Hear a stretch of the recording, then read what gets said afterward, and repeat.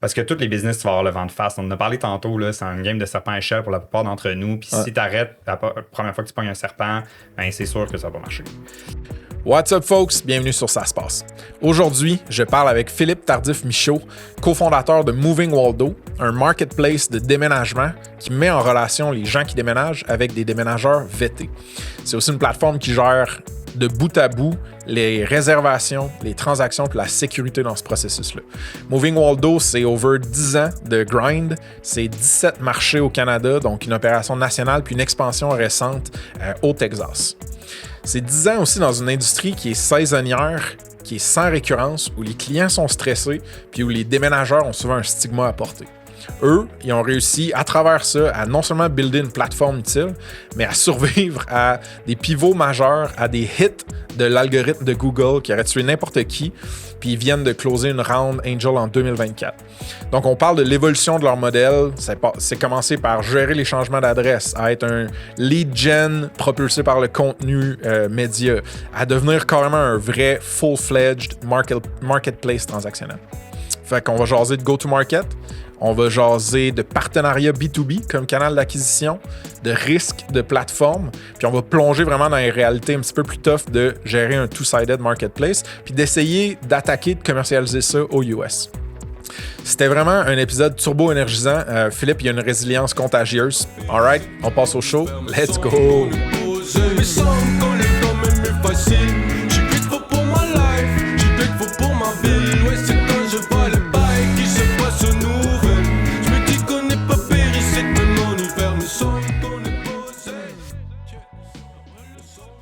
Philippe Tardif-Michaud, bienvenue sur Ça se passe. Merci. Comment ça va, mon gars? Ça va bien, ça va bien. Ouais, t'es venu ensoleiller la journée grisâtre de Montréal. Ouais. Ça fait combien de temps qu'on s'est parlé? C'est la première fois qu'on s'est parlé, ça fait longtemps. Ouais, ça va faire à peu près un an, peut-être un peu plus. Ouais. Mais c'est fucked up de voir justement le délai de... Parce que tu sais, avec Ça se passe, je me fais introduire à plein de monde vraiment sharp, vraiment intéressant. Puis des fois, c'est comme, faudrait vraiment qu'on fasse de quoi sur le pod ou whatever. Puis là, évidemment que ce monde sharp et intéressant là comme toi, il build des business souvent. Hein? Fait que genre, vous êtes full busy, moi je suis full busy. Mais à un moment donné, whoop, ça a réussi à marcher. Puis là, aujourd'hui, ça marche. Ouais, ça a pris un an, une couple de suivi, puis on a réussi à se trouver une date. Mais je suis vraiment stoked. Fait que pour le monde qui te connaisse pas encore, tu veux-tu juste me dire ton nom complet, I guess, je l'ai déjà dit, mais ton profil, ton background, le titre que tu portes aujourd'hui? Le titre que je porte. Je suis pas tellement un gars de titre, moi, mais ouais, dans le fond, Philippe Tardif-Michaud. Puis je suis cofondateur de Moving Waldo. OK. Puis toi, t'es quel genre de co-founder? T'es-tu un genre de engineer, un genre de... Moi, je suis pas le co-founder technique. Ça, je veux savoir. Je pense que les gens auraient pu le deviner. Donc, co-founder commercial. Fait que mon rôle, c'est vraiment plus go-to-market, commercialisation, marketing numérique, finalement ramener de l'argent dans la compagnie. Là. Ouais. Toute tâche connexe. Et toute tâche connexe qui va nous faire progresser dans notre mission. Là. Puis, Moving Waldo, comment tu le pitcherais en mode ascenseur un peu rapido? Oui, Moving Waldo, c'est la façon moderne de réserver des services de déménagement. OK. Donc, tu sais, si on pense au déménagement en soi, c'est pas juste déplacer des meubles. Souvent, ça vient dans un événement de vie important. Ouais. Les gens graduent, retraitent, ils peuvent déménager pour une job, peu importe ce qui se passe dans leur vie. Puis, malheureusement, l'industrie, c'est une industrie qui a pas toujours une bonne réputation. Puis qui ne va pas toujours contribuer positivement à cet événement de vie-là. C'est tellement bien dit. Non, autant que j'adore tous nos partenaires déménageurs, il y en a des bons, il y en a plein des bons qui ont des bons éthiques de travail, mais malheureusement, c'est une industrie qui a une mauvaise réputation. On a tout entendu parler des scams, des frais cachés, des prix pas transparents, des déménageurs qui disparaissent. Puis... Dans le fond, les gens méritent mieux que ça. C'est une industrie qu'on a décidé d'attaquer. Très cool, dude. Puis on va disséquer puis décortiquer un peu votre parcours là, au fil de notre conversation. Mais si tu avais à me situer dans l'espace-temps maintenant ici, lance-moi des chiffres pour me situer, mettons. Vous êtes rendu où? N'importe quel chiffre métrique qui donne un... Qui donne une idée de où on est. Tu sais, nous, ça va faire 10 ans qu'on est en affaires. OK. Félicitations. Merci. Ça fait 10 ans cette année. Très sick. Probablement la compagnie en technologie qui a fait le plus de pivots, puis qui a joué le plus au serpent à échelle. Tu pognes une échelle de temps en temps, après ça, tu pognes un gros serpent, tu pognes une petite échelle. Fait que, Dude, c'est la première fois que j'entends l'analogie de serpent à échelle, mais c'est actually une bonne astuce d'analogie. Ben, honnêtement, nomme-moi une startup, il y en a, là, mais qui ont vraiment des progrès linéaires. C'est vrai. Non, c'est vrai. C'est une game de serpent à échelle, l'entrepreneuriat. Là. Très bien. En tout cas, nous, ça a été le cas. Fait que, tu sais, on a parti des produits, on a fait des pivots, on a changé d'industrie. Il y a bien des affaires qu'on a faites, mais on a continué à pousser, puis on a continué à innover, puis on est encore debout. Clairement. Puis, mettons, ça fait que ça fait 10 ans. Au niveau du staff, votre équipe, c'est-tu du monde plus à Montréal, ailleurs? Nous, tout le monde est à Montréal. On a une dizaine d'employés, fait qu'on garde ça lean. On fait beaucoup avec pas grand-chose. Très, très cool. On est pan-canadien au niveau de la solution. Oui, c'est ça que je me demandais. C'est un marketplace pour les services de déménagement. Là. Fait que c'est une compagnie technologique, mais fait que ça nous permet de tout gérer de Montréal. 17 marchés canadiens. OK. Le plus gros marché, Toronto, notre plus gros marché, Montréal en deuxième. On a ouvert cette année aussi les grandes villes du Texas. Fait que, on commence à patauger un peu aux US tranquillement. C'est un gros marché, fait qu'on y va une petite bouchée à la fois. Là. Mais c'est très homogène comme marché. Puis ils adhèrent la technologie plus facilement que certains marchés au Canada. Là. Fait que ça, c'est cool. Sinon, on a eu du financement à travers le temps, mais beaucoup du financement au travers des anges. Ouais, ok, c'est ça que je me demandais. Nous, on a été bootstrap pendant le plus longtemps possible. OK. Fait qu'on l'a bootstrappé pendant plusieurs années avant d'en arriver là. Puis vous êtes combien, mettons, de co-founders sur le cap table ou On est 2 co-founders. OK. Puis les investisseurs. Ouais, c'est ça, les anges ou autres. OK. Très cool. Man, on en redouble-cliquera quand on parle de GTM sur Texas. Ouais. Je suis comme, what the fuck, pourquoi tu passes du Canada au Texas? Mais on redouble-cliquera. Je suis curieux de savoir, c'est quoi ton haha moment de genre, tu sais quoi, moi, c'est l'industrie du déménagement que je veux genre disrupter ou améliorer, genre, tu sais, on était dans le studio à côté, mais on se préparait, on jasait, puis t'étais comme, tu sais, c'est pas l'industrie la plus sexy du monde, genre, là. Mais, fait que parle-moi de cette genèse-là, I guess. Ouais. Ben non, c'est effectivement pas l'industrie la plus sexy du monde. Mais c'est justement ça qui la rend, à mon avis, attrayante. Là. C'est une industrie qui est remplie d'opportunités d'amélioration. Le haha moment, ça s'est fait vraiment plus jeune dans ma carrière. Là. OK. J'ai eu à déménager à plusieurs reprises. OK. Puis c'est vraiment, en tant que millénial typique, de regarder ça puis de chercher des solutions technologiques pour simplifier le processus. Puis de voir qu'il n'y avait vraiment rien dans le marché canadien. Dans l'industrie. Fait que l'expérience était plutôt archaïque. Là, tu veux recevoir des soumissions, tu vas devoir faire des appels, tu as de la paperasse, des contrats papier quasiment, là, des mauvaises surprises, des estimés pas transparents, pas durs un peu difficiles à saisir. Fait que, ultimement, au travers de ça, on s'est dit, il me semble qu'il y a une meilleure façon de faire ça. Puis quand tu le benchmark avec d'autres industries de la consommation, on regarde le taxi a été digitalisé par Uber il y a une dizaine d'années. L'industrie du voyage, ça doit faire une vingtaine d'années qu'Expedia est rentré dans le marché. Maintenant, tu peux réserver des vols en ligne, des hôtels en ligne, tu peux réserver des Airbnb en ligne, mais l'industrie du déménagement est encore vraiment en arrière au niveau de la technologie qui était offerte aux consommateurs. Je pense que les gens s'attendent à mieux. Puis on s'est dit, OK, c'est une industrie qui a beaucoup de points à améliorer, on s'entend. C'est une grosse industrie de 23 milliards quand même en Amérique du Nord. OK. Et ready for disruption. Fait qu'il n'y a pas énormément de joueurs dedans parce qu'elle n'est pas sexy. Fait qu'on s'est dit, on s'essaye. C'est insane, man. On dirait que je me dis aussi, t'as comme un built-in réoccurrence, genre de purchasing, d'achat. Genre, le monde déménage tout le temps. Genre, à chaque année. Tout le temps. J'aimerais ça. T'as peur. Ouais, my bad. Laisse-moi essayer de reformuler ça. À chaque année, il y a des déménagements. Fait qu'I guess la demande, elle fluctue, mais tout le temps là. Ouais, non, mais je comprends ce que tu me dis. C'est une industrie qui est résiliente. OK. C'est bien dit. I got you. Ouais, merci, vieux. Je comprends ce que tu me dis. C'est une industrie qui est résiliente. Fait que, c'est une industrie que les choses vont bien dans l'économie, les choses vont mal dans l'économie, les gens vont déménager. Quand ça va bien, ils vont upgrade leur vie, leur habitation. Quand ça va mal, ils peuvent downgrade. Fait qu'il va toujours y en avoir. C'est à peu près 12% de la population qui déménage à chaque année. OK. Fait que, puis, c'est dans l'industrie, le service du déménagement, c'est quand même des gros tickets. Fait que c'est une industrie qui est intéressante à aller chercher. Le gros défi, un peu, qu'est-ce que tu mentionnais, c'est que il n'y a pas beaucoup de récurrence. Fait que les gens déménagent en moyenne aux 5 ans. Donc, c'est toujours le défi, c'est toujours d'aller chercher la nouvelle business. Fait que tu es toujours en train de courir après ta prochaine transaction. Fait que c'est important. Ça a été important pour nous quand on a construit notre modèle d'aller chercher une certaine récurrence au travers les partenariats qu'on bâtissait qui nous réfèrent des gens qui déménagent et non pas d'essayer tout le temps de trouver la prochaine personne qui déménage. Ben, c'est que ta réoccurrence, elle peut être là, mais avec des gros gaps entre les moments où moi je vais déménager, mais j'ai déjà ma fidélité avec toi comme user. Fait que ça, c'est genre pas tant sharp en réoccurrence côté de demande, mais côté supply. Et les déménageurs, ils déménagent du monde à chaque année. Fait que là, tu peux builder ce côté-là aussi. D'un côté supply, c'est beaucoup plus facile. C'est vraiment le côté demande qui est le plus difficile parce que le côté demande, il est pas récurrent. Les gens ne viennent pas déménager chaque semaine comme s'ils vont réserver un Uber chaque semaine. Ouais. Par contre, du côté supply, ça, c'est intéressant parce qu'on n'a pratiquement aucun churn. Nos relations avec nos déménageurs on a des bonnes relations, on leur envoie de la business presque tous les jours.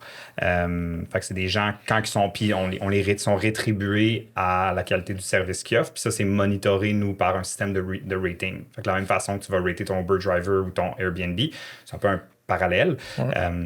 Ça permet de gagner aussi la confiance des prochains utilisateurs en ayant le système de review qui est hyper important pour gagner la confiance puis améliorer les taux de conversion, surtout dans le checkout. Je ne sais même pas si on l'a dit upfront, mais c'est un marketplace en ce moment. Oui, je pense qu'on a comme pas c'est pas grave, man. On l'a dit. Tu m'as demandé l'elevator pitch puis je suis parti sur plein d'affaires. Moi, non, mais tu l'as bien elevator pitché, mais l'ascenseur était court, c'est tout. Ouais. On a fait 3 étages. Mais non, c'est parfait, dude. Puis on va pouvoir tracer le destin ou le parcours plutôt de la business qui amène vers le marketplace parce que ça n'a pas commencé de même. Ouais. Mais avant même qu'on aille là, dude, je voudrais savoir, genre, t'avais-tu comme l'ADN entrepreneurial, ton co-founder, lui ou elle, je sais pas si c'est un lui. Lui, c'est un lui, ouais. C'est bon, salut lui. C'est quoi son nom? Guillaume. Guillaume, salut Guillaume. Shout-out à Guillaume. Genre, vouliez-vous builder une business? Parce que la manière que tu m'as comme raconté ta jeunesse, c'est quasiment comme si vous étiez prêt à genre identifier une opportunité d'affaires. On était vraiment affamés. OK, c'est ça. Ouais. Ben, dis-moi ça un peu. Ouais. Je pense que j'ai toujours su que je voulais être entrepreneur. Depuis que je suis tout jeune, que c'est vraiment ça qui m'anime. Là. Tu vendais-tu de la drogue? Non. Mais c'est une vraiment bonne question parce qu'il y en a bien gros qui ont commencé de même. C'est la première fois que je le demande. Excuse-moi. Non, j'ai pas vendu de drogue. Mais tu sais, moi, mettons, quand j'avais comme 19 ans, je voulais acheter mon premier Plex. Là, OK, ouais. Je travaillais dans un resto pendant mon université, puis je mettais de l'argent de côté parce que je voulais investir de l'argent, puis l'immobilier était comme une voie qui m'allumait à ce moment-là, qui m'allume encore aujourd'hui, mais cool. J'aurais pas pensé me retrouver dans la tech. Là. Ouais. Je me suis un peu retrouvé dans la tech champ gauche. Là. Ouais. Puis c'est vraiment par nos expériences, multiples déménagements à un moment donné avec mon partner, c'était comme... On n'était pas partner à ce moment-là, mais on était déjà des amis. On se connaissait déjà de Québec. Ouais. On habitait les deux à Montréal. Puis, à un moment donné, on a comme... il m'est arrivé avec une idée. On s'est dit, OK, ouais, c'est intéressant.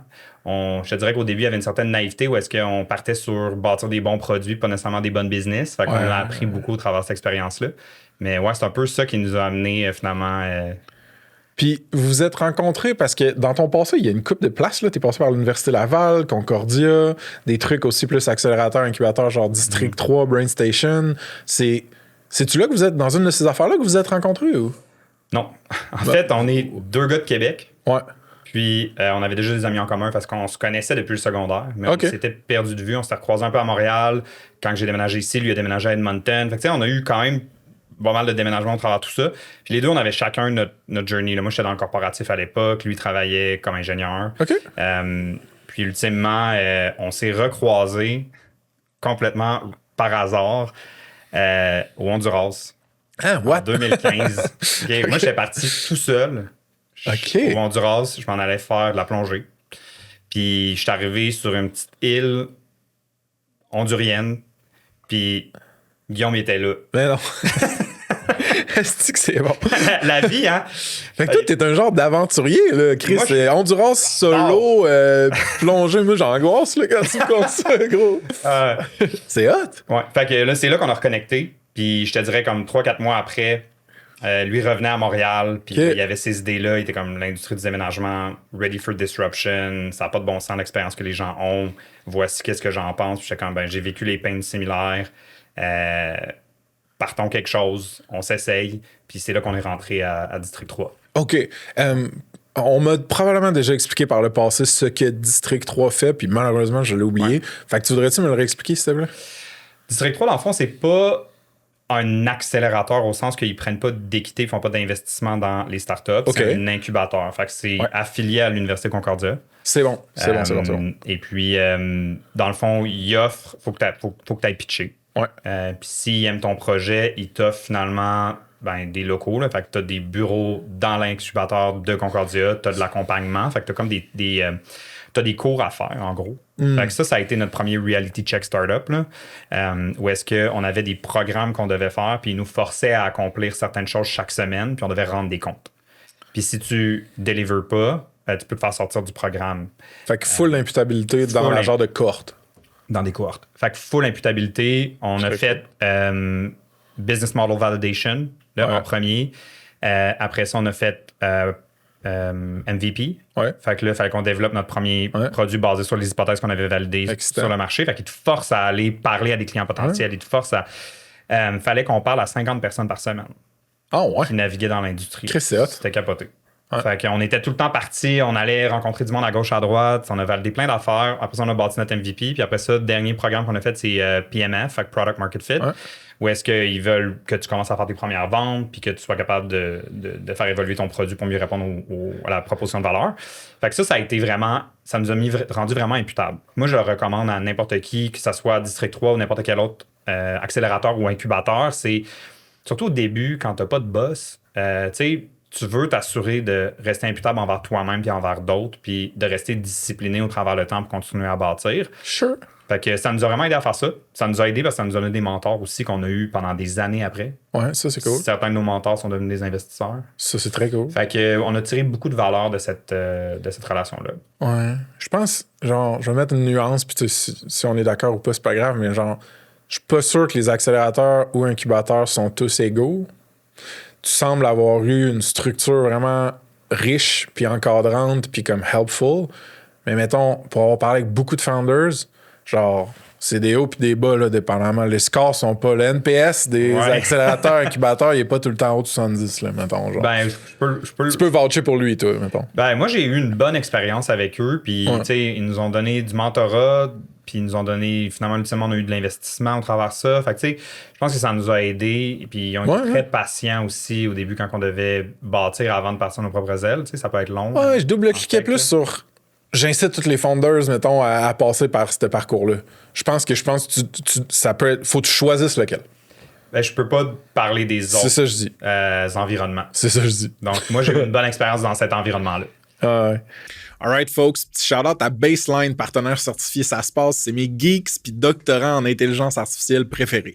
Ils ont accompagné un paquet de SaaS en AI pour collecter puis valoriser de la donnée, mais aussi pour développer des fonctionnalités puis des automations critiques. Check them out sur saspace.com/partenaire avec un S. Puis l'épisode 41 avec David Beauchemin vaut vraiment la peine. OK? De retour au pod. Fait que là, pour bien comprendre la proposition de valeur de Moving Waldo, on va rentrer dans l'industrie du déménagement pour qu'on catch comme il faut, mettons, les pains, les choses que vous réglez. Puis après ça va nous permettre de découvrir le produit. Le journey ou le séjour ou le séjour client d'une personne typique qui fait un déménagement aujourd'hui, mettons, ça ressemble à quoi? Genre, c'est où que ça accroche? Sans Moving Waldo? Sans Moving Waldo, ouais. Je te dirais que vu que la réputation l'industrie n'a pas une super bonne réputation et que les gens déménagent seulement une fois aux 5 ans, il n'y a personne qui a vraiment son go-to brand. Fait que, qu'est-ce qui se passe, c'est que quand les gens doivent déménager, ils font face à l'inconnu. Ils sont comme, qu'est-ce que je fais? Fait que soit ils vont demander des recommandations à la famille, des amis, ou encore ils vont aller sur Google, où est-ce qu'il y a beaucoup de requêtes commerciales qui se font pour chercher ce type de service-là. Ils vont regarder des reviews.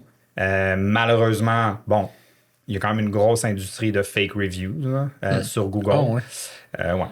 Puis, fait que ça peut être biaisé au niveau de l'expérience, mais les gens vont chercher à se faire une tête souvent au travers Google. Ce qu'ils vont faire, c'est qu'ils vont contacter 3, 4, 5 compagnies. Parce que ça fait partie du consumer behavior de comparer. La personne qui prend le premier du bord. Ils vont comparer. Là, ils vont recevoir soit des appels, des courriels de des compagnies qui vont vouloir leur faire une soumission. Fait que là, tu répètes les mêmes affaires au téléphone.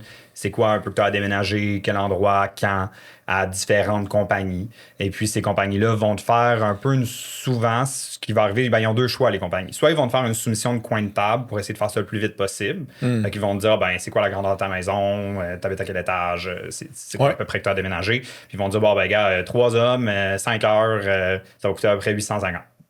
Ou ils vont faire un inventaire complet avec toi, inventaire virtuel, ils vont aller un peu plus loin, puis là, ils vont arriver avec une soumission qui est plus détaillée puis qui a plus de chances d'être précise. OK. Ce qui est assez rare parce que ils veulent pas nécessairement mettre autant de temps au niveau de leurs CAC. Les CAC sont déjà super élevés dans l'industrie, cost of acquisition, donc il n'y en a pas beaucoup qui veulent le faire comme ça. Après ça, tu reçois tes soumissions, sont moyennement transparentes, sont plus ou moins facile à comprendre exactement ce que tu vas payer. Puis tout le monde a un peu peur de se faire avoir, de se faire mettre des frais cachés le jour du déménagement. Donc, ultimement, tu prends un leap of faith, puis tu finis par booker avec une de ces compagnies-là. OK. C'est un peu le même que ça se fait en ce moment. Du côté de demande, mettons. Du côté demande. OK. Puis du côté offre, donc les déménageurs, eux autres, sont-ils gros sur du marketing? Tu sais, leur visibilité, leur distribution, c'est quoi? Je dirais qu'il y a quelques grosses compagnies qui vont être assez actives, en paid search, par exemple. Tu as quelques compagnies qui vont faire comme de la radio, des choses un peu plus old school pour bâtir de la notoriété. Mais globalement, c'est des compagnies qui sont... Si tu regardes comment que l'industrie est faite, il y a 18 000 compagnies de déménagement en Amérique du Nord. La majorité, ça va être des mom and pops. Okay. Fait que c'est des mom and pops avec 3, 4, 5, 8 camions qui vont gérer tout un peu à portée de bras. Fait que les owners sont encore très impliqués, sont un peu débordés. Et puis, ils n'ont pas nécessairement suffisamment de scale pour être capable de se payer des vendeurs ou du marketing. Ils ne travaillent pas avec des agences parce que ça coûte trop cher. Puis, ils n'ont pas nécessairement la connaissance de faire du marketing web non plus. Eux, ce qu'ils veulent, c'est déménager du monde. Fait que c'est sûr que d'un point de vue de l'offre, en ce moment, tu as beaucoup de compagnies qui se battent contre une industrie qui a une mauvaise réputation. Même si c'est des personnes qui ont une bonne éthique de travail, ils souffrent de ça quand même. Ils n'ont pas nécessairement les skills et les connaissances pour faire du marketing. Compétitionner contre les quelques gros joueurs qui prennent tout le space. Puis, ils n'ont pas nécessairement la structure de vente non plus. Ils ne veulent pas gérer du customer service parce que ça leur fait augmenter encore plus leur coût d'acquisition qui est déjà quand même élevé. Fait que ce qu'ils veulent, c'est déménager du monde. Ouais. Fait qu'actuellement, ce qu'ils font, c'est qu'ils reçoivent des leads sur les channels qu'ils peuvent. Ils gèrent ça généralement par téléphone ou par courriel. Ils font ça un peu coin de table. Et puis, ils se retrouvent à gagner un client une fois de temps en temps. Puis ce client-là, quand il y a très peu d'automatisation de technologie à l'interne des compagnies. Fait qu'ils ont beaucoup des fichiers Excel, des Google Drive. Il y en a des fois à qui on parle. Ils sont comme, moi, j'ai patenté ma propre affaire. Là, mon fichier Excel, il parle à mon Google Drive. Là, puis c'est comme, ils essayent de faire quelque chose, mais il n'y a pas nécessairement beaucoup de compagnies qui se payent des CRM très fancy dans l'industrie. Ce qui fait qu'il y a un certain niveau de désorganisation. Puis les compagnies vont pas nécessairement faire des suivis rigoureux avec les clients, etc. Finalement, ils vont se présenter le jour du déménagement. Puis si on choisit l'option de faire une soumission un peu rapide de coin de table, c'est là que les mauvaises surprises arrivent. Puis c'est là que le camion était trop petit, l'escalier était trop serré. Puis ça génère des frais additionnels, des frustrations. Parce qu'une de mes prochaines questions, Phil, c'était genre, où est-ce que c'est le plus archaïque dans l'industrie? Puis j'ai comme l'impression qu'il y a beaucoup de touch points, autant au niveau utilisateur, fait que demande, que fournisseur, fait que supply, qui sont archaïques, dans le fond. Beaucoup. C'est une industrie qui a très peu évolué. Là.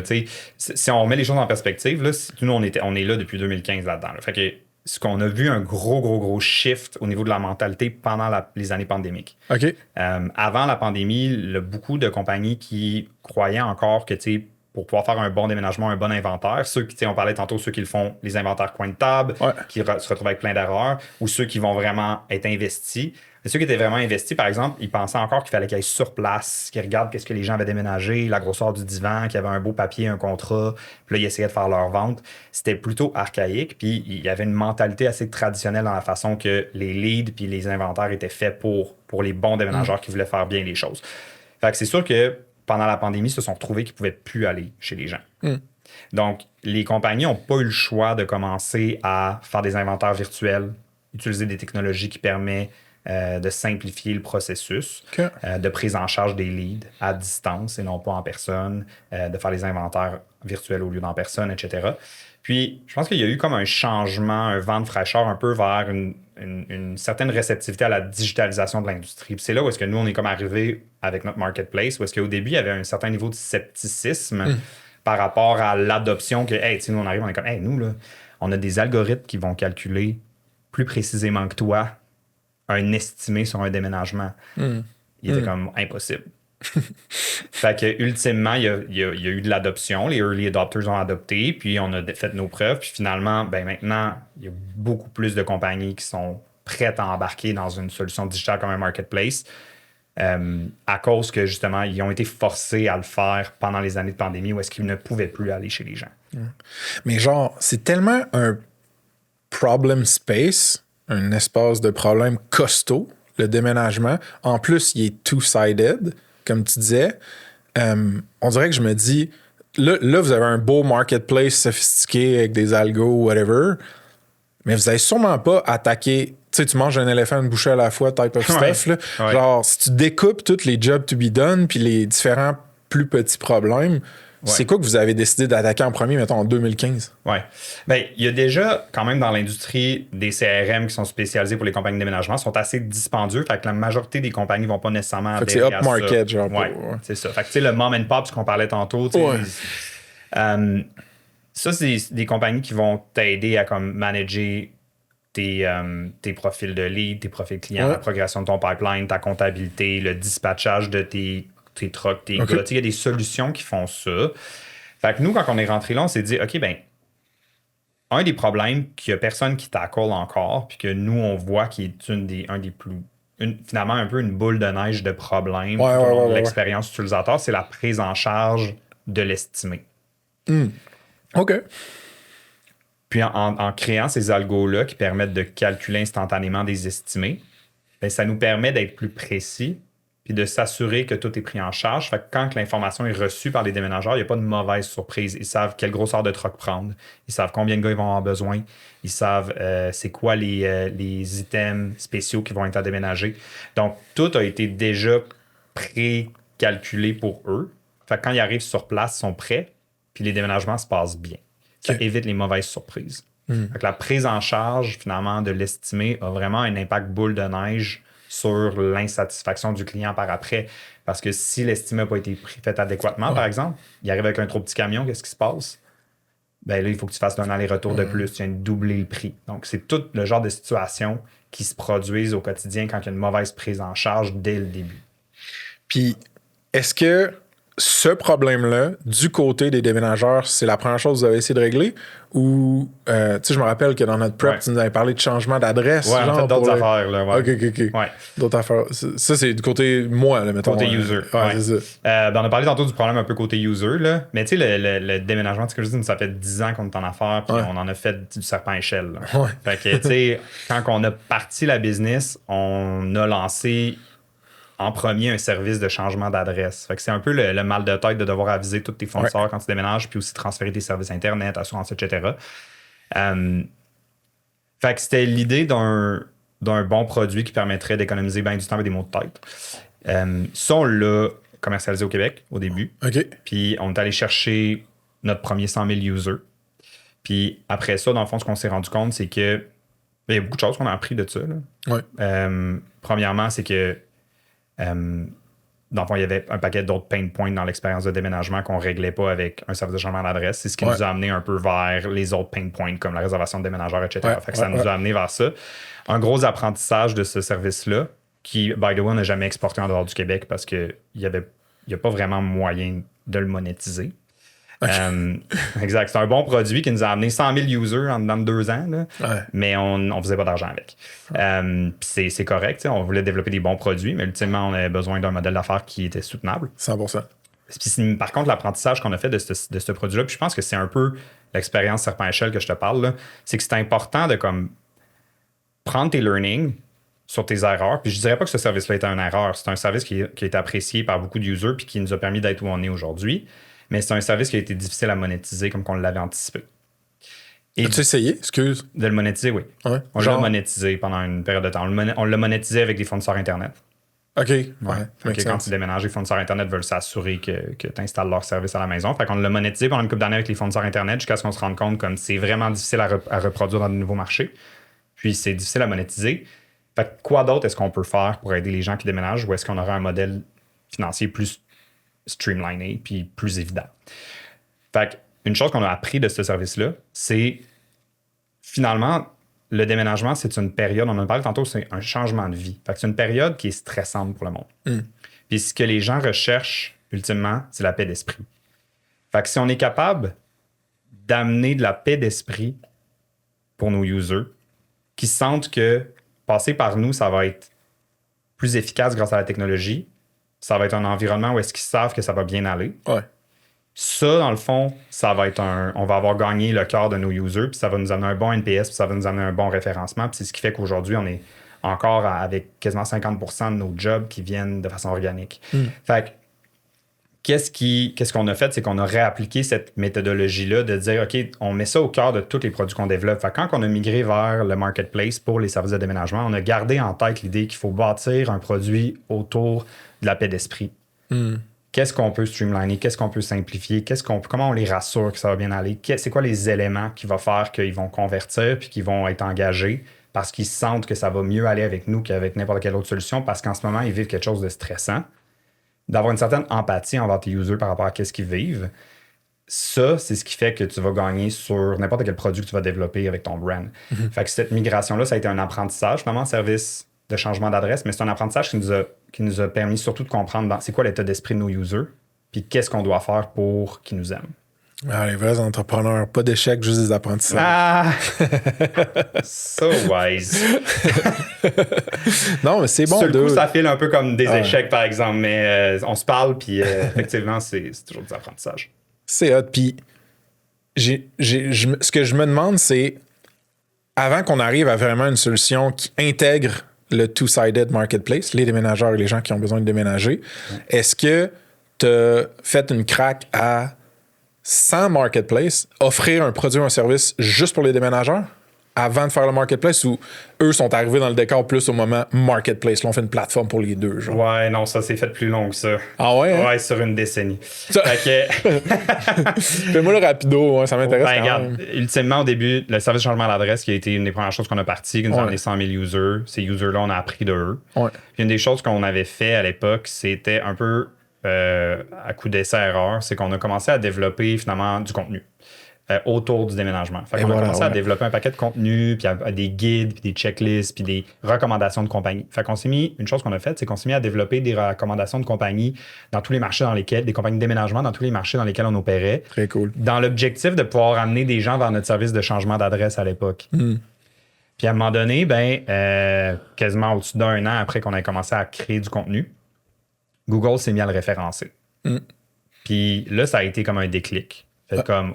OK, du jour au lendemain, on avait 10 000 personnes par mois qui magasinaient des déménageurs sur nos pages. Fait qu'est-ce qui s'est passé? Si tu as de la demande, l'offre va venir. Fait que là, les compagnies de déménagement au travers le Canada ont commencé à reach out pour nous dire, hey, tu sais, comment on peut faire de la business ensemble? Fait que on a bâti un modèle de référencement à ce moment-là. Fait qu'entre les services de changement d'adresse, la monétisation s'est faite surtout sur un modèle de référencement par rapport à comme le contenu qu'on créait. Fait qu'on faisait du SEO. Ouais, un play un peu média, plus. 100%. Play média, play affiliate marketing. Puis ça, ça nous a... nos revenus ont comme fait x10 Insane. En comme 1 an. Puis étiez-vous des genres de SEO whiz? C'était-tu intentionnel? On en prend tout sur le tas, nous autres. OK. Fait que ça a plus été accidentel, la genre de découverte de... Shit, on a du trafic organique qui vient de Google, puis dans le fond, ce trafic-là, il y a une valeur pour d'autres mondes ou genre... Ouais. En fait, on a créé du contenu de façon intègre dans l'objectif d'aider les gens à pouvoir consommer du bon contenu puis à découvrir notre domaine puis nos services. Ouais. Mais là, à un moment donné, l'offre a comme commencé. Puis c'est hyper compétitif, l'industrie du déménagement. Fait que beaucoup de compagnies se sont mis à dire, hey, tu sais, comment est-ce que je peux m'associer à vous pour pouvoir aller chercher de la business? Puis là, on s'est mis à pouvoir monétiser ces relations-là. Puis c'est là qu'on a passé... on a fait x10 sur nos revenus en comme 1 an et demi, surtout en plus avec les années pandémiques où est-ce que le marché était en croissance. Fait que là, vous avez... Il y a tellement des parallèles avec genre mon histoire, là, puis je veux pas faire de narcissisme conversationnel puis ramener ça à moi, mais genre, tu sais, nous autres, avec Snipcart, c'était comme, hey, faut qu'on séduise puis qu'on éduque un peu des devs puis qu'on les convainque que notre produit de e-commerce va être bon pour eux autres. Fait qu'on va juste faire du bon contenu puis genre essayer de pousser ça sur des forums ou des blogs ou des Twitter de ce monde. Puis justement, un moment donné, quasiment accidentellement, tu sais, wow, t'as peu, on a du trafic organique qui rentre sur cet article-là, qu'est-ce que c'est ça? Puis là, tu te rends, il y a du monde qui ont cliqué sur le bouton essayer gratuitement, whatever. Ouais. Puis ça a comme été semi-accidentel le tomber dans le SEO. Fait que tu sais, ça me fait crissement penser à ton truc. Même chose, ça a été un peu accidentel aussi, ouais. Puis l'autre chose aussi à laquelle que tu m'as fait penser, c'est genre, quand j'étais vraiment kid, là, au début de ma carrière, c'était encore des stages. J'étais dans une agence marketing, puis on faisait comme de la pub, puis du marketing pour, mettons, des compagnies de construction. Puis je me rappelle, les entrepreneurs en construction, là, c'était genre, ils voient une liste, là, que ce soit un article de blog, un ranking sur Google, un index, puis ils veulent être en haut de la liste. Ouais. Là, ils étaient comme, comment je fais? Faut que je paye combien tu veux pour que je sois en haut de la liste? On dirait que ça m'a comme fait flasher ça quand tu racontais tu sais, le monde t'appelait ou t'écrivait, excuse. Oui, ouais. On a vécu une expérience très similaire. Là. C'est là qu'on a compris, dans le fond, qu'il y avait énormément d'opportunités, pas juste commerciales, mais des deux côtés. Parce que ultimement, on avait 10 000 users par mois qui venaient sur la plateforme pour lire des recommandations de déménageurs. Fait que ça démontrait une certaine insécurité de la part des users où est-ce qu'ils ont besoin de comparer, où est-ce qu'ils ont besoin d'accompagnement, ce qui venait vraiment fitter dans nos valeurs de genre amener de la paix d'esprit. Ouais. Puis de l'autre côté, le fait que les compagnies étaient autant affamées pour pouvoir, qu'ils étaient prêts à payer pour ça, on s'est dit, OK, il y a un vrai problème des deux côtés. Là. Fait qu'on a navigué les revenus. C'est malade. D'affiliation pendant, je dirais, 4 ans. Et puis, en 2022, puis on parlait de SEO, puis là, tout d'un coup, les pages rank, puis il y a du trafic, ce chapitre-là est un peu tourné. Là. Ultimement, aujourd'hui, les moteurs de recherche, les algos fonctionnent différemment, surtout pour des micro-sites. Il y a eu beaucoup d'updates, ou un update qui nous a beaucoup impacté, c'est le Helpful Content Update de 2024. Où est-ce que Google a commencé à déranker des sites qui sont pas nécessairement les sites de service eux-mêmes, mais qui font des recommandations. Écoute, ils ont leur raison. On peut débattre si c'est des bonnes raisons ou pas. Mais ultimement, nous, ce qu'on s'est rendu compte, c'est qu'on a surfé la vague du SEO. On est devenu vraiment fort en SEO. Là. On était ultra geek. On traquait toutes nos... On traquait tous nos KPIs, on avait une armée de contenu, puis on voulait scaler ça sur plein de verticales. On a commencé à monétiser les fournisseurs Internet, monétiser des unités d'entreposage, un paquet de choses. Puis, à un moment donné, en 2022, on a eu en fait, ce qui est arrivé, c'est que 80% de notre trafic finissait par venir organiquement de Google. Ouais, c'est que tu t'en rends pas compte, mais moi, je l'ai vécu, ce dos. On a eu des hits moins gros que vous autres, là, puis tu vas pouvoir raconter le tien, of course, mais genre... T'es en train de builder une dépendance à une plateforme puis un canal de distribution insane. Là, genre. Moi, je m'en rendais comme pas compte. Moi, dans ma tête, on va toujours faire du bon contenu, on va toujours être white hat, on va jamais... Voyons, c'est pour les perdants, là, les pénalités de Google ou d'Algo ou whatever. Puis, Chris, man, tellement du monde qui se sont fait décimer leur business. Là. Ah, 100%. C'est insane. Fait que, parlant de décimer... c'est un lay-up. C'est un lay-up, ouais. Je m'en vais te dunker, là. Fait que, parlant de décimer, en 2022, il y a eu un update des algos. 80% de notre trafic venait des moteurs de recherche. Qu'est-ce qui, avec du recul, était un peu reckless.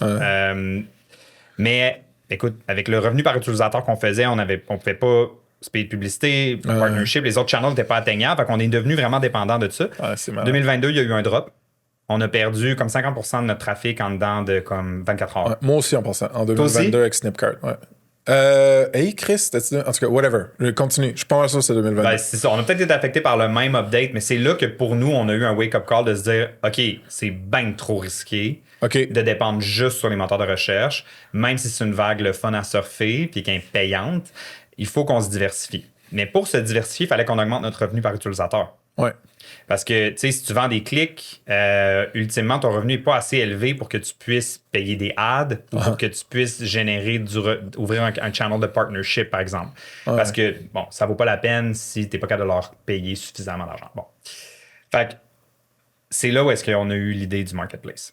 Mais c'est ça que je trouve insane, Phil, dans votre histoire, c'est que genre, c'est comme si le marché, là, en général, là, a tiré un marketplace out of your business. Tu comprends ce que je veux dire? Genre, c'est comme vous avez tellement essayé d'être helpful à différentes solutions, différents produits pour le marché, puis le marché a comme fait, ben man, check, ce qu'on a besoin, c'est un fucking marketplace. Genre. C'est vraiment hot, man. En tout cas, ultimement, c'est un peu l'image de tu te tires en bas d'un avion puis tu construis ton parachute en descendant. Là. Ouais. Tu itères ton chemin jusqu'au succès. Jusqu'à ce que tu figure it out. Ouais. Fait qu'en 2022, on a eu ce drop-là. Puis là, on a eu ça a duré 30 jours, mais ça a été un 30 jours extrêmement angoissant. Puis on s'est dit, OK, il faut qu'on fasse mieux. On peut pas être juste un site un site de transfert, il faut qu'on devienne une destination. On peut pas être juste un site de transition. Je suis pas un middleman, genre. Ouais. Exactement. Puis ça, faut qu'on... Oui, mais différemment. Un meilleur. Fait qu'il faut augmenter notre revenu par utilisateur. Pour augmenter notre revenu par utilisateur, on ne peut pas juste vendre du trafic au CPC. Il faut qu'on réussisse à aller chercher un pourcentage de la transaction. Ouais, fair. OK? Parce que, tu sais, un CPC, tu vas le vendre 5-10$ le clic. Ton pourcentage de la transaction, ben là, tu peux aller chercher un 20-30% de la transaction dépendamment de ton industrie. Okay. Fait que c'est là où l'idée du marketplace est arrivée. Où est-ce que on s'est dit, OK, ben on va développer la technologie finalement qui va connecter les users qui cherchent puis les déménageurs qui sont affamés. Puis on va offrir une expérience qui va être sécuritaire, une expérience qui va être simplifiée, puis qui va permettre de digitaliser tout le processus d'estimation puis de réservation, puis de dispatch pour que ultimement, on puisse connecter l'offre et la demande sur notre plateforme puis construire finalement le marketplace qui allait nous permettre éventuellement de réduire notre dépendance à Google. Parce qu'en augmentant notre revenu par utilisateur, en parallèle, on développait des nouveaux channels d'acquisition au travers du partenariat, au travers du paid. Fait qu'en ayant un plus grand revenu par utilisateur, on avait plus d'argent à dépenser en acquisition. Fait qu'on a pu tester un paquet de nouveaux channels. Fait qu'on a fait ça. Cette transition-là a duré environ 2 ans. Où est-ce qu'on a développé le produit? Où est-ce qu'on a appris à vendre un déménagement? Parce qu'on n'avait jamais fait ça avant. C'est ça que j'allais dire. Vite, là, mettons, sur l'échelle de ton succès ou de ton parcours, le barreau entre OK, on faisait du changement d'adresse. OK, on fait genre un site de médias qui est un genre de middleman, puis qu'on prend une cote, mettons, plus affiliate, whatever. Mais l'autre barreau qui est, hey, on développe la tech pour faire un engin de recommandation sécure, puis tout sophistiqué. Le barreau, il est un peu plus haut, là. Il est vraiment haut. Puis ta team, était-tu genre juste des SEO spécialistes? Genre, je sais même pas si à l'interne, t'avais ce qu'il faut pour builder ça. Clairement, t'avais un co-founder technique, mais genre... Il a fallu qu'on remodélise un peu les ressources qu'on avait à l'interne, mais le core est resté. On a une équipe incroyable. Là. Je les aime tellement. Là. C'est du monde. Il y en a là, qui ont passé au travers vent et marée là, avec nous autres. Là. C'est très hot. Puis, tu sais, on est parti de ça. On est parti là-bas pour finalement dire, ah, by the way, guys, finalement, on va plutôt faire ça. Puis c'est des gens qui se sont adaptés. C'est des gens qui ont pris des responsabilités, qui sortaient de leur core de compétences initiales. Ou est-ce que, genre, le monde ont vraiment porté plein de chapeaux puis ont vraiment deliver. Fait que ça, c'est vraiment de start-up, man. Ouais. Puis on a engagé aussi du monde qui pouvait nous aider avec ça. Fait que cette transition-là a duré à peu près 2 ans. Où est-ce que, mais tu sais, quand on avait le feu au cul, c'est une histoire de life or death, là. Parce qu'on a souffert de 2022. Puis on s'est dit, OK, si on fait pas ça, il va y en avoir un autre. Et il y en a eu un autre. Ouais, ben c'est ça. En fait, c'est ça qui je trouve une scène dans ton histoire, puis tu vas pouvoir en parler de 2024. J'ai l'impression que vous êtes fait donner un coup de pied sur le tibia, genre. Puis au lieu de faire juste « Ah, j'espère qu'on ne remangera pas un coup de pied », vous avez fait « Taper le prochain coup de pied, on va peut-être l'avoir en face, genre. Puis on ne pourra pas s'en lever. Fait que laisse-moi, genre, dodger ça. On va faire l'impossible. Ouais. Fait que, OK, parle du hit de 2024, puis où, mettons, que vous étiez rendu avec le product puis la team quand ça a hité en 2024. Ouais. Dans le fond, entre 2022 et 2024, il fallait qu'on développe toute la tech sophistiquée que je te parle. C'est là que tu as levé du cash la première fois? Ça, on a été capable de le subventionner encore parce que dans le fond, ce qui est arrivé, c'est 2022, on a eu un drop de 1 mois puis c'est revenu. Fait que nos revenus d'affiliation qui étaient significatifs puis qui étaient aussi comme, il n'y avait pas de coût vraiment associé à ça là, quand tu vas faire du trafic. Là. Fait qu'on avait beaucoup de liquidités pour investir pour le développement du produit puis continuer à soutenir l'équipe dans cette transition-là. Ça, c'est insane. Qu'est-ce qu'on devait faire? Développer le produit puis développer des nouveaux channels d'acquisition en parallèle. Ouais. Fait que là, on est parti en développement d'affaires après des joueurs immobiliers. Oh! OK. Fait que là, moi, je suis allé cogner chez... On prend des exemples au Québec, parce que je sais que l'audience est beaucoup au Québec. Pour ça se passe. On est allé cogner chez Centris, on est allé cogner chez Duproprio, on est allé cogner chez des Blocs Solutions, chez des Corpic, des joueurs qui travaillent dans le domaine immobilier, que ce soit des PropTech ou ou autres. Puis, on leur a dit, ben, tu sais, nous, on est en train de développer un marketplace, puis voici de quoi ça va avoir l'air. On pourrait travailler ensemble. Vous n'avez pas de solution de déménagement pour votre clientèle qui achète et vend des maisons. Ouais. Fait que, en faisant ça en parallèle, pendant 2 ans, on a été capable de réduire notre dépendance aux moteurs de recherche en augmentant notre acquisition d'utilisateurs au travers de partenariats. C'est encore ton plus gros channel, Phil? Mettons les partnership, integrations puis tout. Aujourd'hui, oui. C'est notre plus gros channel. C'est hot. Les partnerships, oui. Ouais. Fait que cette transition-là, product, puis construction finalement du nouveau modèle d'acquisition, mais aussi flipper tous nos déménageurs d'un CPC à un CPA, en leur disant qu'on va maintenant faire leurs estimés, qu'on va faire leurs ventes, puis qu'on va leur dispatcher les jobs, puis que ça va bien aller. Ouais. Mais ça, c'est un... On a fait tout ça. Ah, c'est insane. En 2 ans. En 2024, on s'est fait ramasser par un autre algorithme. Puis malheureusement, on n'avait pas réussi à se libérer complètement de notre dépendance au moteur de recherche. C'est quasiment impossible pour une consumer internet business de se départir complètement de Google. Ils ont le monopole sur la navigation sur Internet, right? Fait qu'on avait encore une certaine dépendance pour eux, puis on a mangé une grosse claque. Tu sais, le coup de pied d'en face, tu parlais tantôt, il est venu. Fait que ça a été le HCU, fait que le Helpful Content Update de mars 2024. Finalement, à l'intérieur des 12 mois qui ont suivi, on a perdu environ 90 à 95% de nos revenus organiques. C'est ça, parce que toi, c'était aussi 1 pour 1 que moins de trafic, moins de cash, c'est lié, là, genre. 100%. Parce que c'était des clics que tu vendais, basically. 100%.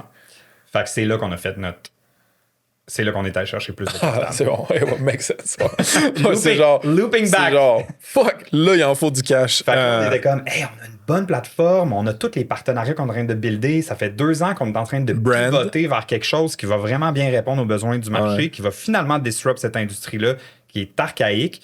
Puis, on s'est fait couper l'arbre sous le pied comme à minuit moins quart. Là. Fait qu'on avait encore besoin de cash, puis on a perdu 95% de toutes nos ventes qu'on faisait sur les revenus d'affiliation. On peut-tu double-cliquer là-dessus? Oui. Parce que, genre, on dirait que l'insulte... Puis là, je te connais peu, là, genre, c'est la première fois qu'on se voit en vrai, puis tout, mais tu me sembles être un gars intègre, puis genre, j'ose croire que le affiliate marketing, puis le contenu que vous génériez, c'était legit, là, genre, c'était des bonnes choses, c'était pas du spammy grey hat shit, là, tu sais. Non. Fait que, on dirait que l'insulte sur l'injure du fucking HCU, Helpful Content Update, c'est genre, OK, moi, mon contenu, il y a du monde puis un algo qui ont décidé que c'était pas helpful. Puis c'était pas une pénalité manuelle, là. C'est vraiment les algos. Ouais. Fait que pas du monde. OK, ouais, je comprends. Fait que tu sais, nous, notre contenu est intègre, là. Puis les partenaires avec qui on travaillait avant, c'est encore les mêmes partenaires avec qui on travaille pour plusieurs aujourd'hui dans le marketplace. Exact. Et aujourd'hui, j'ai plein de reviews de users là, qui les utilisent. Puis ils sont extraordinaires, ces partenaires-là. Puis je les recommanderais à ma mère. Là. Fait qu'à la fin de la journée, on a passé un peu dans machine à se cacher avec un paquet de AI built website, puis un paquet d'affaires. Fait que c'est de là à dire les algos. On peut pas faire 100% confiance aux algos de Google, mais attention, heads up, les algos aussi de OpenAI, maintenant que la navigation migre vers les robots conversationnels, il faut diversifier ses sources d'acquisition ou sinon, you're dead. Okay? Trust me. Là. Fait que le fait qu'on a réussi à survivre ça, on n'aurait pas été capable de survivre si on n'avait pas reçu l'investissement.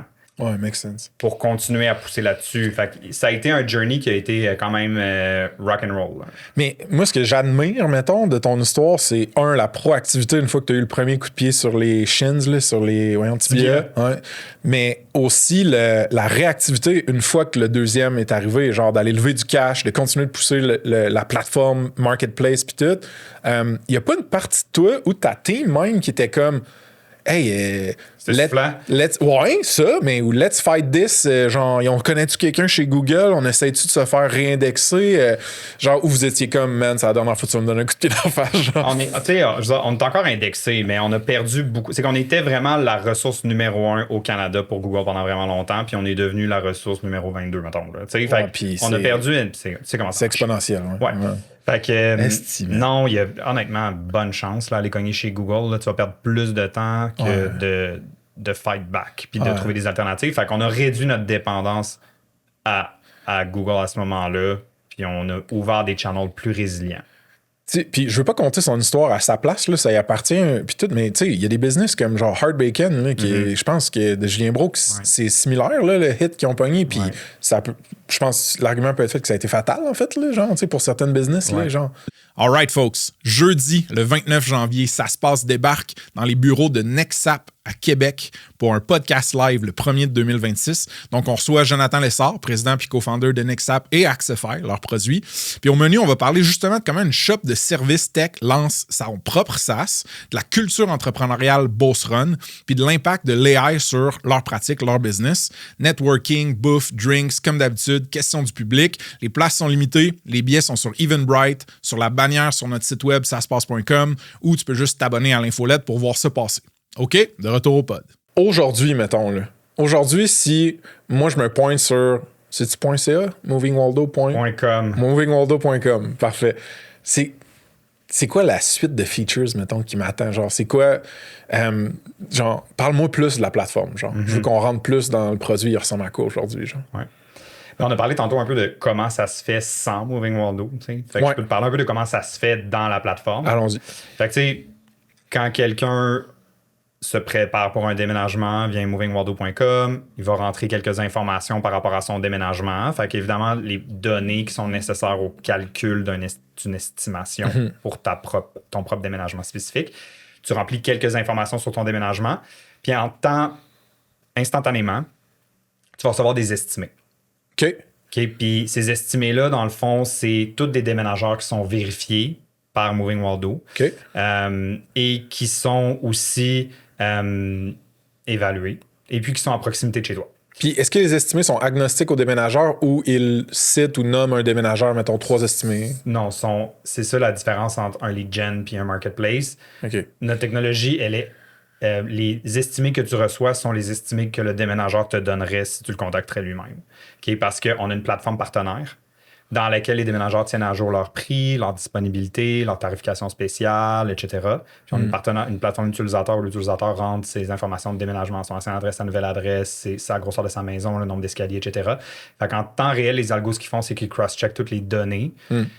Puis ils te calculent un estimé pour chacun des déménageurs qui sont disponibles près de chez toi. Puis ils t'en nomment-tu tout de suite?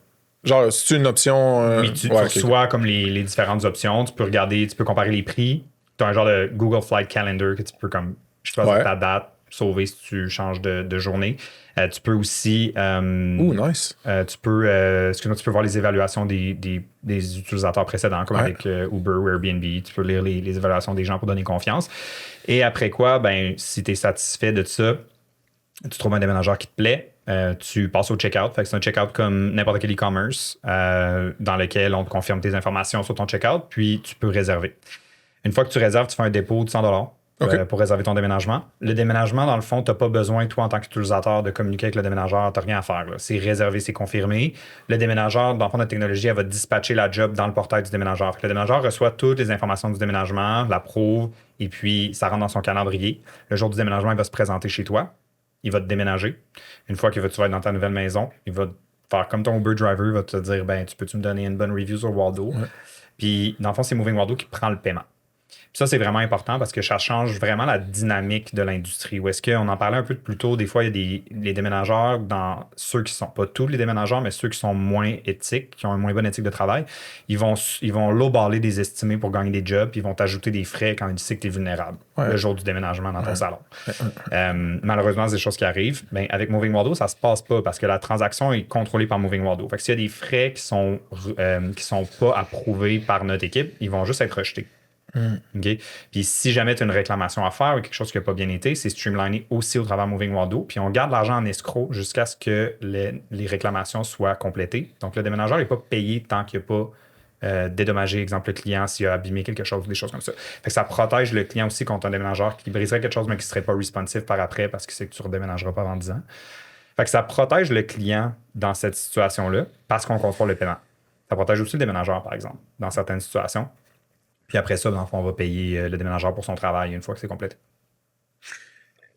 Garder du cash en escroc, checker des signaux, mettons, de, je sais pas, validité ou de travail bien fait, complété, whatever, des deux côtés. Tu sais, c'est quand même plus sophistiqué, mettons, comme feature.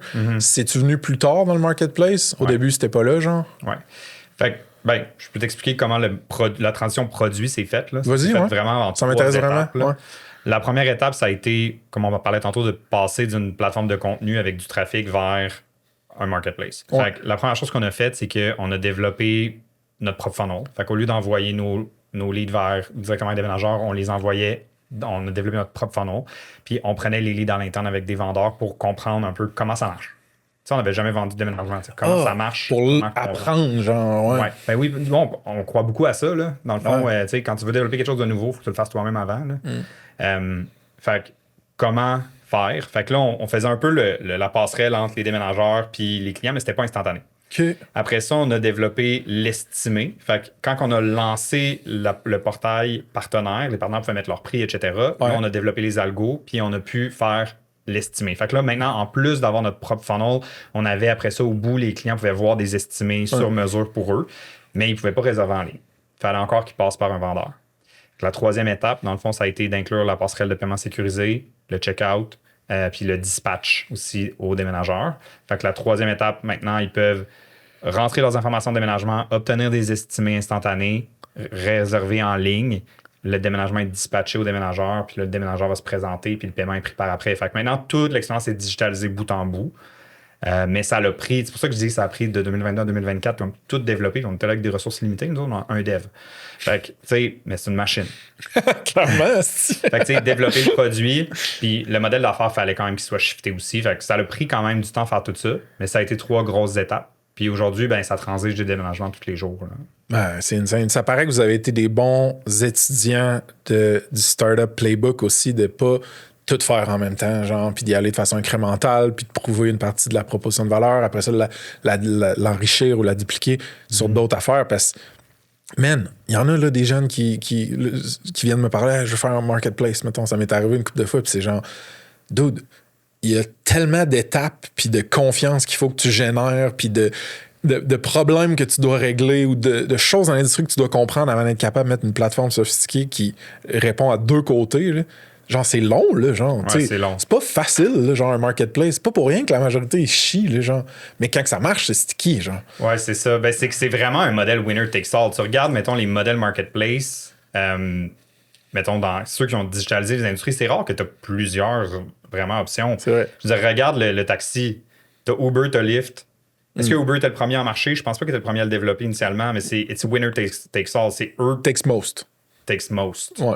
Exact. Ouais. Versus des SaaS, des fois, tu as plusieurs joueurs dans le même, qui vont se battre pour le même client. Là.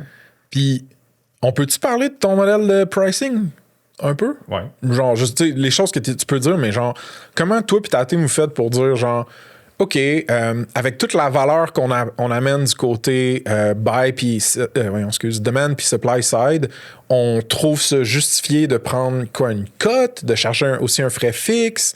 On dirait que je suis comme, il y a tellement de facteurs, man. Comment tu fais pour pricer ça? Dans le fond, c'est un pourcentage de la transaction. That's it? That's it. Il n'y a jamais de frais fixe nulle part? Non. Chris, ballsy, OK, man, nice. Fait que, dans le fond, on en parlait un petit peu plus tôt, les déménageurs, beaucoup de mom and pops qui veulent déménager du monde, mais qui n'ont pas nécessairement les skills de faire commercialiser, de faire des ventes, gestion client, etc. Donc, nous, c'est un peu ça, finalement, qu'on fait pour le déménageur. On attire le client, on fait la vente pour eux, on fait le customer service, on gère la transaction. Eux, tout ce qu'ils vont faire, c'est show up with pride et puis comme les déménager. Fait que, ultimement, il y a un gros coût qui est économisé coût marketing, vente, opération, transaction. C'est énorme. Pour les déménageurs. Fait que le revenu est payé par le déménageur. La cote est payée par le déménageur, c'est pas le client qui la paye. 0. C'est les déménageurs qui établissent leur prix. Fait que je peux pas faire je peux pas parler d'absolution. Mais ce qu'on sait, basé sur notre expérience, c'est que nos prix sont égales, parfois moins plus bas que si on contacte les déménageurs eux-mêmes parce qu'ils sont dans un environnement compétitif. Puis des fois, les camions traînent dans le cours. Fait qu'ils veulent gagner des jobs. Fait qu'ils vont avoir tendance à baisser les prix. C'est payé majoritairement par le côté des C'est trop intéressant, man, parce que j'essaie de penser aux exemples de marketplace que j'ai en tête. Il y en a plein que c'est l'inverse, man. Que c'est supply side qui paye le plus, man. Ou les deux, là, souvent. Parce que tu prends, mettons, un Airbnb qui a carrément un monopole. On en parle un peu, les marketplaces, des fois, c'est un peu winner takes all. Ils vont prendre un pourcentage de la transaction du côté supply, mais ils sont rendus tellement big qu'ils vont aussi prendre un Airbnb fee, qui des fois, c'est comme 400$, là, genre, pour un booking à 2000$. Là, mais, fait, ils vont prendre aussi un Airbnb fee. Fait que, est-ce que nous, on n'a pas de frais comme ça pour l'utilisateur? Puis comment Une des questions qui revient souvent dans les marketplaces, là, puis probablement que tu as une réponse intelligente, là, c'est genre, comment tu fais pour t'assurer que tu restes le middleman en contrôle de la relation et des communications et du transfert d'argent? Parce que le monde essaie de bypasser ou d'appeler ou de whatever, tu sais. Y a-tu juste un laisser-aller de ton côté où, genre, si le monde essaie de bypasser, ils peuvent?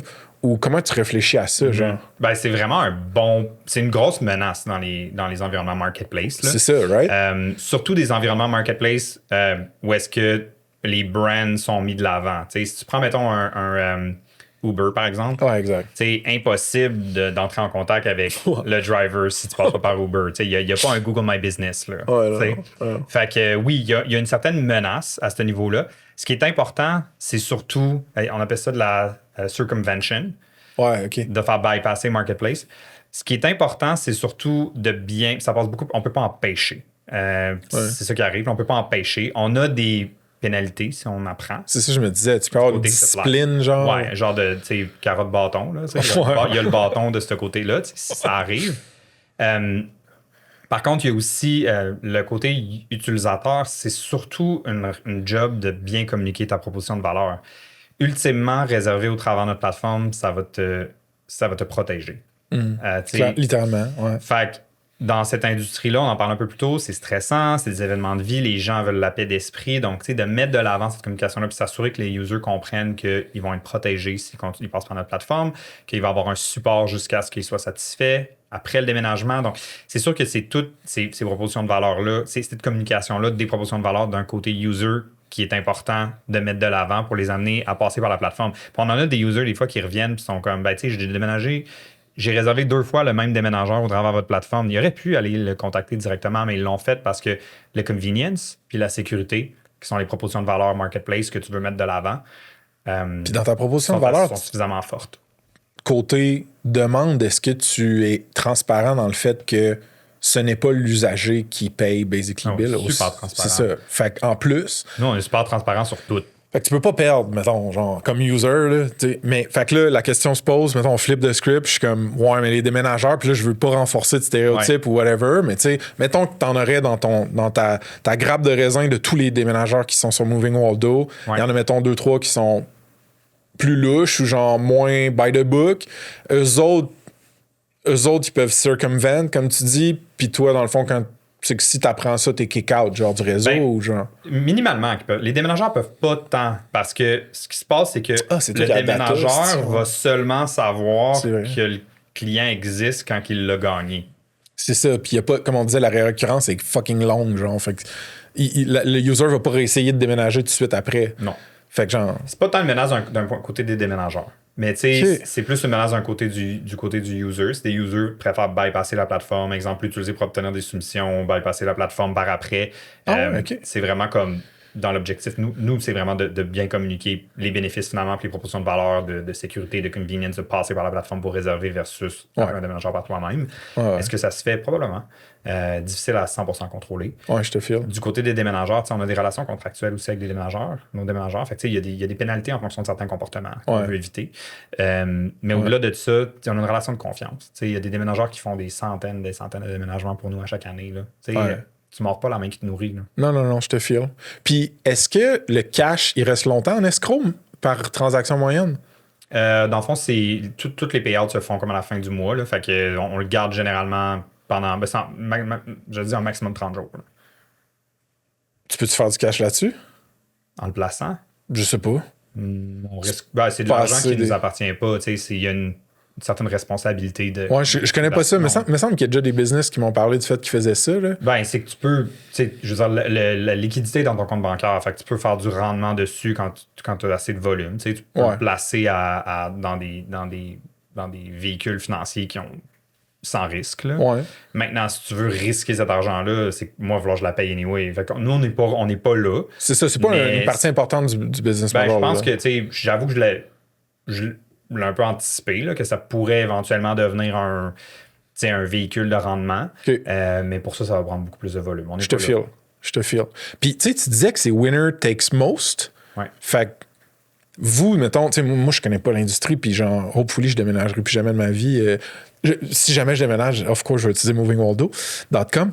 Mais, mais je me dis, genre, la compétition, ça ressemble à quoi? Parce que là, on a comme fait, basically, la liste des compétiteurs indirects. Là. C'est le monde qui vont faire du affiliate encore ou genre. Les gens qui vont vendre des leads. Exact, ouais. C'est ça, on en a vu popper à fond Léon là, dans 2010.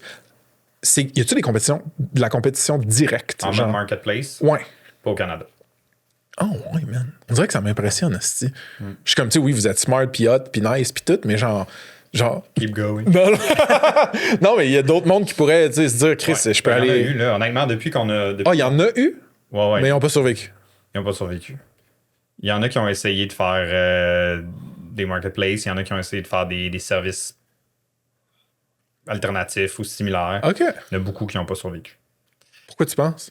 C'est une industrie qui est tough. Ouais. C'est une industrie qui est tough. Pour plein de raisons. Ouais. Mais je te dirais beaucoup la récurrence rend ça difficile. Clairement. Être capable de construire une bonne expérience qui rely sur un supply qui est unreliable, c'est difficile. Ouais. Nous, on l'a figure out grâce à nos processus de vérification, puis notre rating system, puis l'expérience qu'on a. Mais non, il y a beaucoup de compagnies qui ont... le real estate est vraiment... Le déménagement est une conséquence du real estate, de l'immobilier. L'immobilier, c'est des cycles. Ouais. Donc l'économie, genre. Ouais. Donc ça, je te dirais qu'au niveau du modèle financier, c'est 100% transactionnel. Attache ta tuque. Mais c'est ça qui m'impressionnait tantôt quand tu me disais 100% transactionnel. I guess vous avez capturé une bonne partie des deux côtés, puis vous avez un volume qui vous permet d'être une business saine et de générer assez de revenus et tout, puis je comprends ça, mais on dirait que je me dis, le côté risk-averse dans ma tête, ça dirait genre, j'essaierais peut-être de pousser une subscription mensuelle ou annuelle au déménageur en disant, hey dude, tu vas avoir de la visibilité toute l'année. Ouais, on a considéré, parce que j'avoue que, on le comprend bien, là, qu'un revenu récurrent, ça serait intéressant. Là. Ouais. Comme, vous êtes pas capable. On est sur la même planète que vous autres. Puis oui, on le cherche un peu différentes avenues. Mais dans le futur. Dans le futur. OK. C'est bon. Mais tu sais, peut-être qu'il n'y a pas suffisamment de gens qui sont risk-averse dans notre équipe. En même temps, je me dis, quand tu fais les choses différemment, c'est là que ça marche. Ouais, mais clairement, la value prop est tellement clean pour les deux côtés que c'est comme ça me surprend pas que ça marche. Là, genre. OK, puis là, tu as parlé d'un channel qui est vraiment important côté commercialisation, qui est les partnerships, right? Fait que tu as dit, hey Frank, il y a une bonne partie de ma demande ou de mes nouveaux users qui peut venir de partenaires avec lesquels j'ai des deals, que ce soit des partenaires qui offrent du software ou des services dans le grand milieu de l'immobilier-ish, mettons, genre. Ouais. Comment tu fais pour structurer un deal de même? Genre, si tu... C'est tellement le fun de faire des deals, des frameworks de deals avec ces compagnies-là, j'adore. OK, ben c'est ça, mais moi, je suis quand même noob là-dedans. Là. Okay. Fait que genre, j'aimerais ça que tu m'éduques un peu, mettons. Là. Ouais. Ben, couple d'affaires, tu sais, c'est un peu comme n'importe quel deal. Tu sais, il faut que tu identifies le bon joueur. Ouais. Nous, on a testé beaucoup de choses dans l'immobilier, puis qu'est-ce qui fonctionne le mieux, c'est les compagnies qui sont tech first. OK. Fait que PropTech principalement. Prop, c'est Property Tech? Property Technology. Okay, c'est bon. Fait que ce soit des plateformes de gestion, exemple, des portails de gestion de locataires, des softwares de signature de bail électronique, des plateformes de transactions immobilières, des listings, mais surtout des listings qui ont une expérience dans le back-end là, pour accompagner dans la transaction, si on voit du volume. Aussi des grosses corporations d'inspection en bâtiment. OK, ouais. Dans le fond, dès qu'il y a une transaction, et que cette transaction-là peut devenir un webhook, ou like we need to talk. Parce que ce webhook-là, dans le fond, il est démontré qu'il va convertir pour les services connexes. Fait que tu fais, exemple, que tu achètes une maison, une transaction immobilière qui passe. Une fois que tu as ton hypothèque, la prochaine étape, c'est tes déménageurs. Même chose si tu fais inspecter ta maison. La prochaine étape après ta transaction d'inspection, que ça dit que tout est beau, c'est le déménageur. Quand tu signes ton bail au travers un bail électronique, même chose. Fait qu'on arrive avec une proposition de valeur qui est unique parce que il y a beaucoup de ces compagnies-là qui veulent offrir une expérience client améliorée. Hein, un genre de 360 home buying experience. Là, au Canada, il y en a beaucoup de gros joueurs qui veulent faire ça. On devient une solution qui est assez clé en main. Parce que, on est national. Ouais. Fait qu'on peut, pour les gros joueurs, on peut desservir tout le Canada. 2, on est tech first. Donc, on offre une expérience qui est innovante puis qui contribue à la qualité de leur expérience client.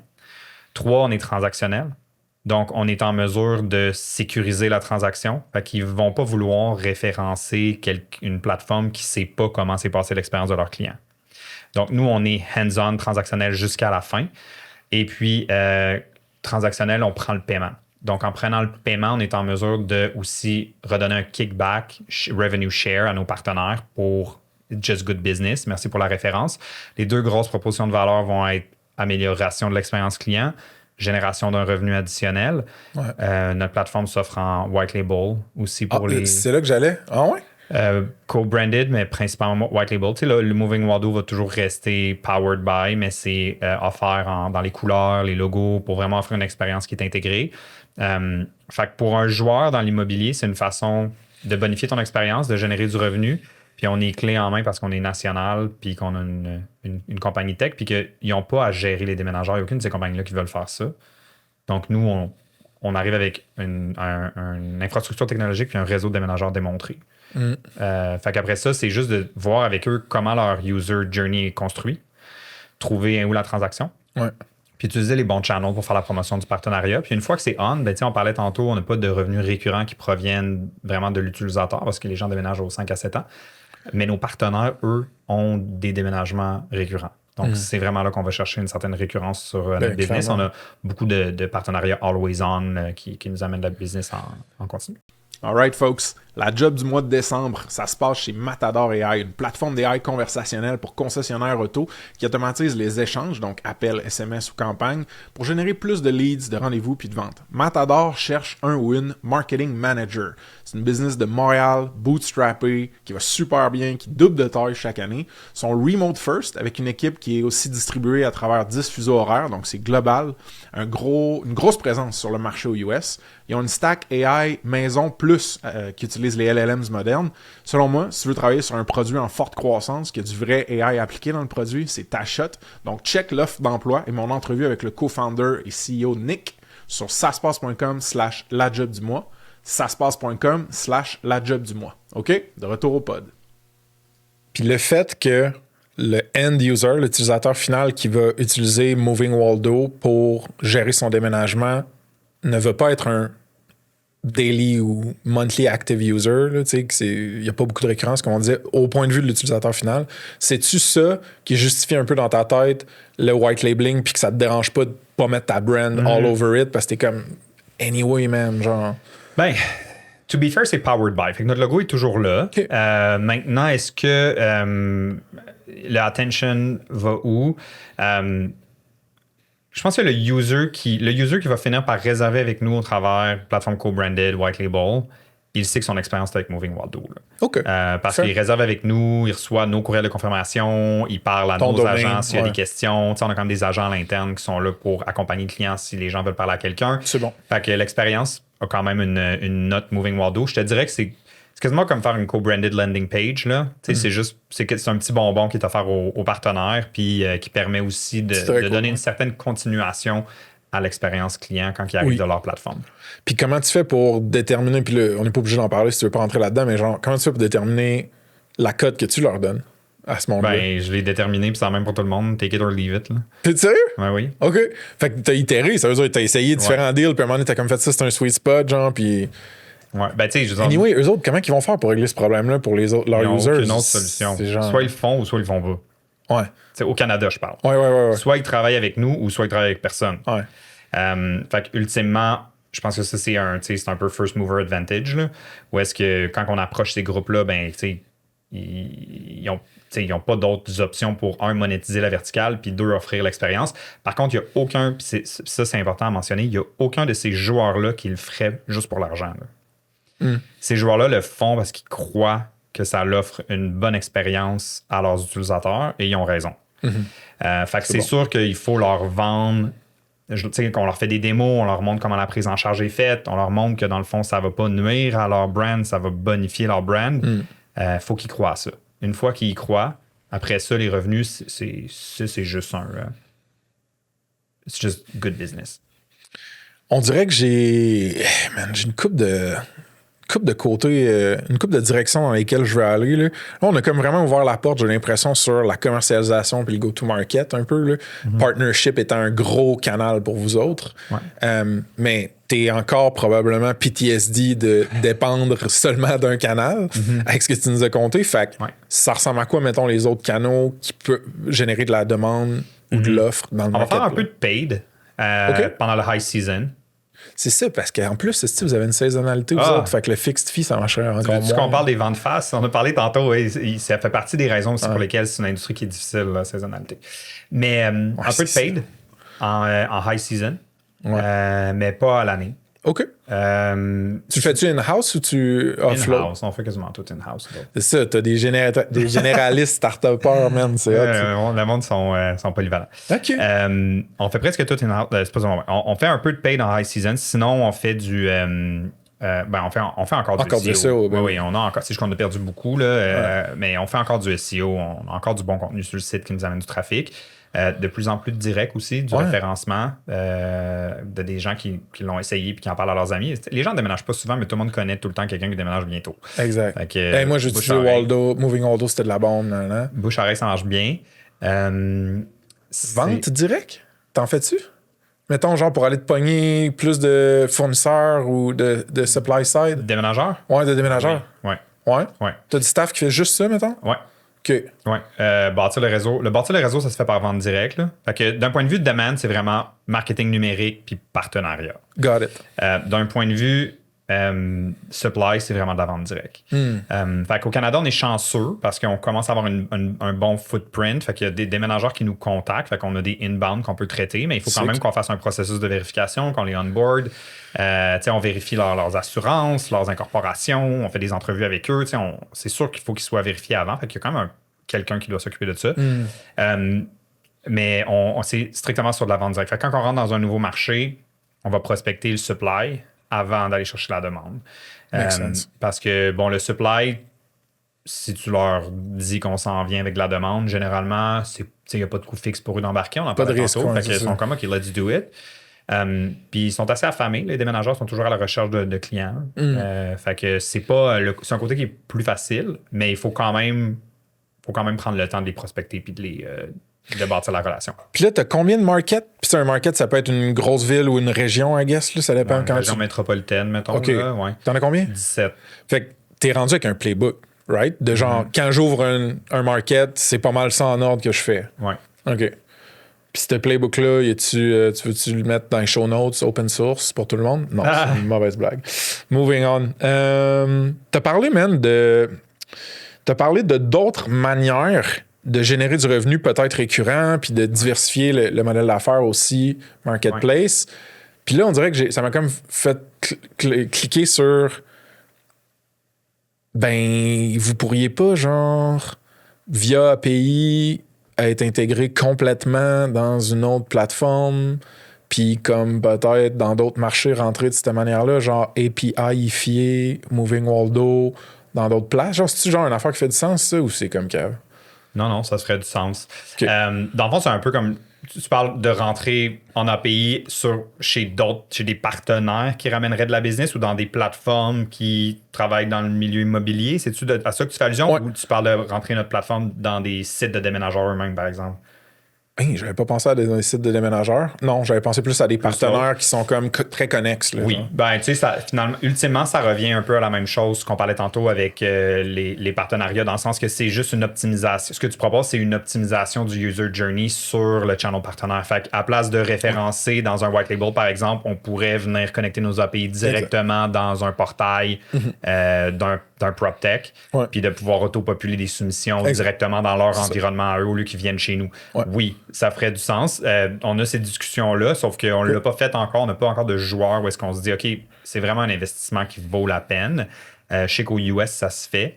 Aux US, les volumes par partenaire sont tellement plus élevés à cause que le marché est 10 fois plus gros. Donc, c'est sûr que c'est le genre d'intégration qui sont plus communs. Au Canada, pour le moment, on l'a pas eu à le faire. On n'a nulle part où est-ce que ça a valu la peine des deux côtés de faire ce type d'intégration-là. Je pense ça fait 2 fois qu'on mentionne les US puis qu'on double-clique pas. Là, je vais double-cliquer, je pense, parce que ça m'intéresse vraiment. Ouais. On va checker les US de 2 points de vue. On va checker US d'un point de vue go-to-market, vos premiers pas, mettons, aux États-Unis. Puis après ça, on va checker d'un point de vue financement. Parce que je pense que tu avais comme dans notre prep call il y a longtemps, tu m'avais parlé du fait que lever du cash ici versus aux US, mettons, c'était différent là, pour un marketplace. Fait que commençons par ton go-to-market aux US. Quand est-ce que le Texas... Vous avez une grosse map, là, j'imagine, dans vos bureaux, puis t'as mis une pin sur le Texas, puis t'as dit, on s'en va là, genre, OK, comment ça... Ou c'est genre un happy accident, genre, explique-moi. Ben, honnêtement, tu regardes le US, tu peux pas tout faire, là. Pas avec nous, on n'est pas une compagnie qui est surfinancée, qui peut travailler sur 10 000 projets en même temps. On s'assoit pas sur notre cash, là. Fait qu'on est vraiment plus en mode optimisation. Fait que quand on fait quelque chose... on prend le temps de regarder ça, puis on se dit, bon, c'est où qu'on va en premier, puis on s'assure de ne pas se tromper. Là. Ben, la raison pour laquelle on a choisi le Texas, c'est qu'on a... la première chose qu'on fait dans notre playbook, c'est qu'on regarde pour bâtir le supply. Fait qu'on a fait différentes approches dans différents marchés qui répondent à une certaine grosseur. Fait que, le Texas Triangle, c'est 20 millions de personnes. Fait que c'est gros, quasiment comme la moitié du Canada, juste dans cette région-là.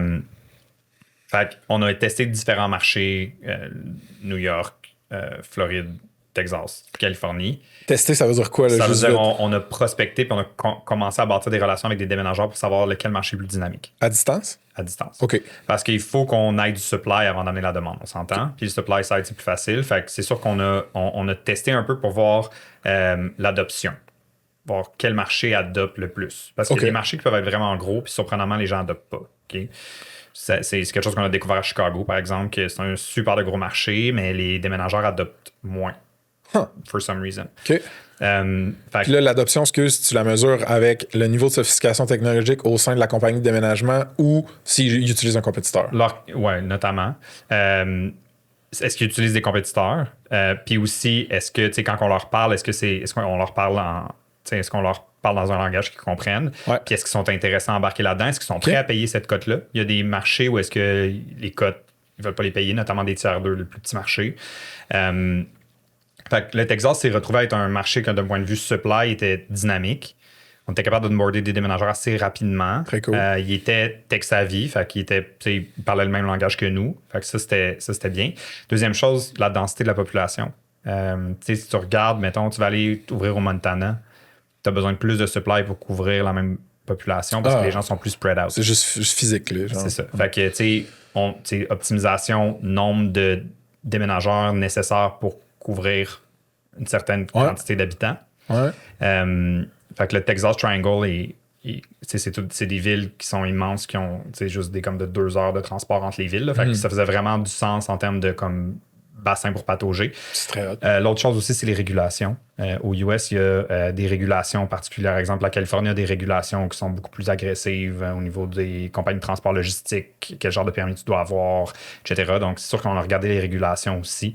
Puis finalement, quand on a mis toutes ces données-là une après l'autre, on s'est dit, let's go, on s'essaye au Texas. Insane. Combien de temps ça vous a pris faire ça, genre l'espèce d'exploration US avant de décider le Texas? Honnêtement, genre, je dirais 1 mois. Chris, OK. Vous en avez fait des appels, puis des courriels, puis des vidéocalls, sûrement? Ouais. C'est ça. Environ 1 mois. OK, man. Puis là, vous avez officiellement des clients au Texas. Low scale. Low scale. Low scale. Puis la compétition est plus présente, sûrement. Beaucoup plus présente. C'est ça. Fait que là, c'est ça. Ton positionnement devient plus tricky, là.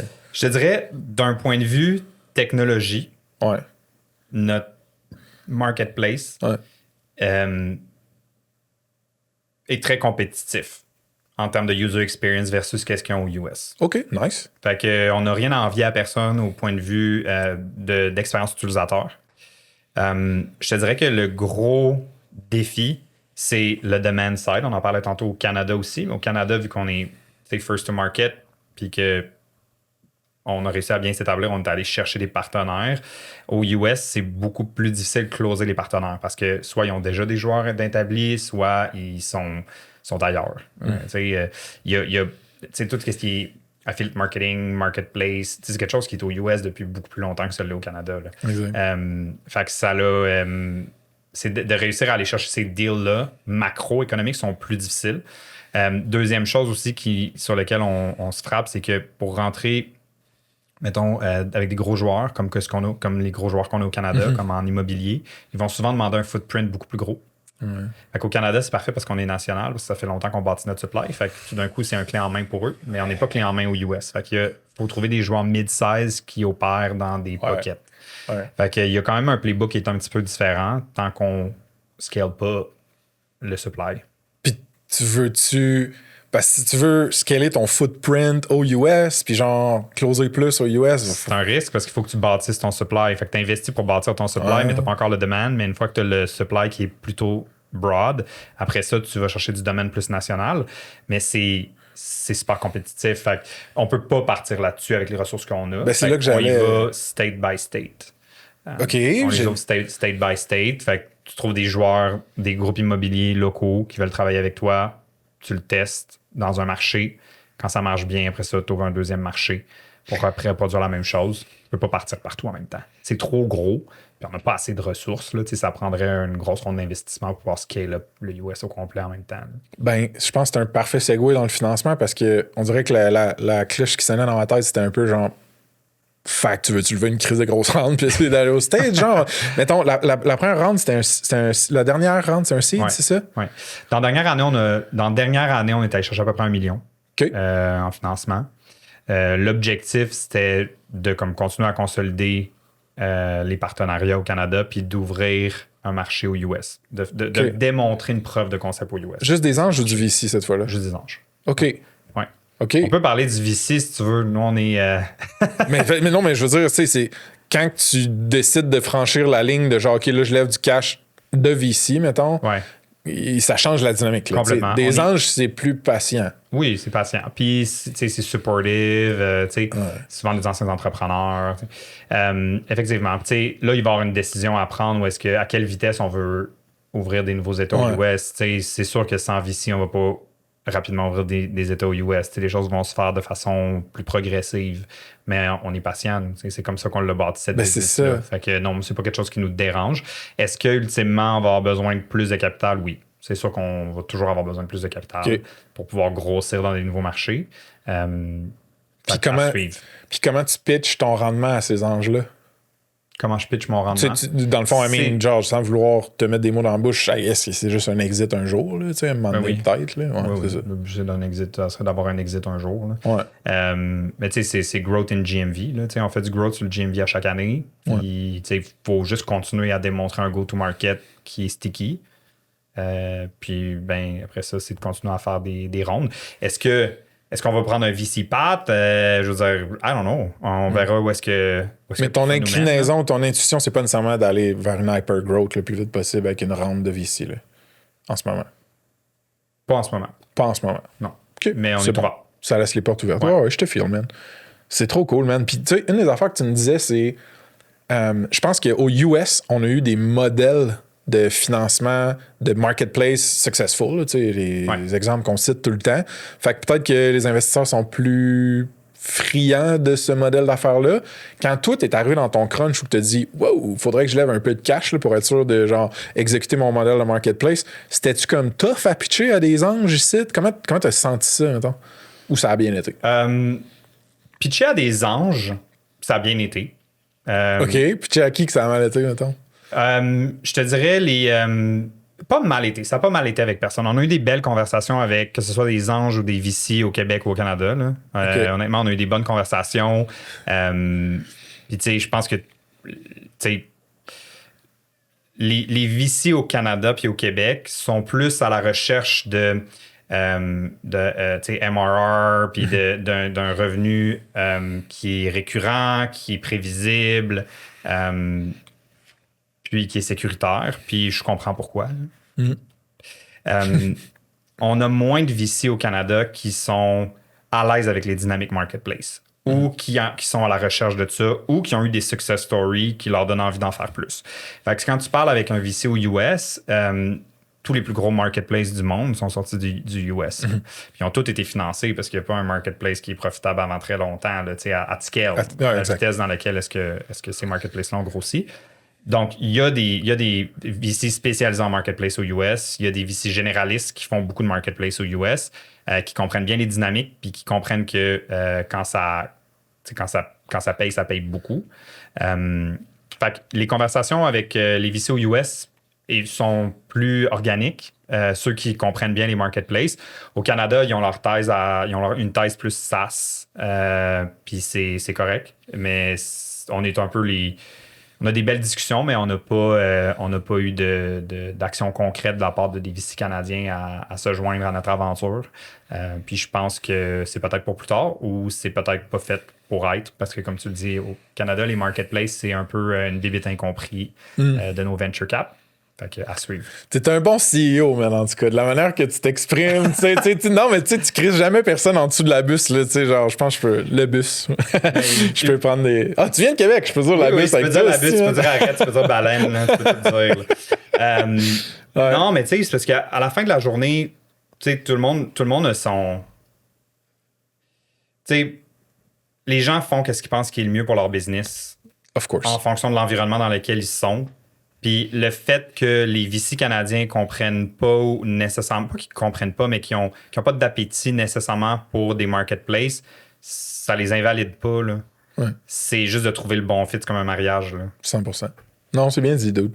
Puis est-ce que j'ai le goût qu'on se crainte, mettons, les dernières questions qui me restent en mitraille, genre. Fait que plus genre rapido, mettons. Ça te va-tu? Ouais. C'est excitant. Oui, c'est excitant. Let's go! Ah, dude. All right. Fait que là, premièrement, un impressionnant parcours, là. Genre, la résilience, les pivots, se réapprendre, se réinventer, man. Insane story. Fait que, genre, merci d'avoir compté tout ça. C'est gentil. Je le pense, d'avoir man. posé les questions. Of course, man. C'est ma job. Avec recul, si tu avais à décrire un unfair advantage que toi, t'as comme fondateur, ce serait quoi? Aujourd'hui ou quand j'ai commencé? Aujourd'hui, I guess. Aujourd'hui? Ouais.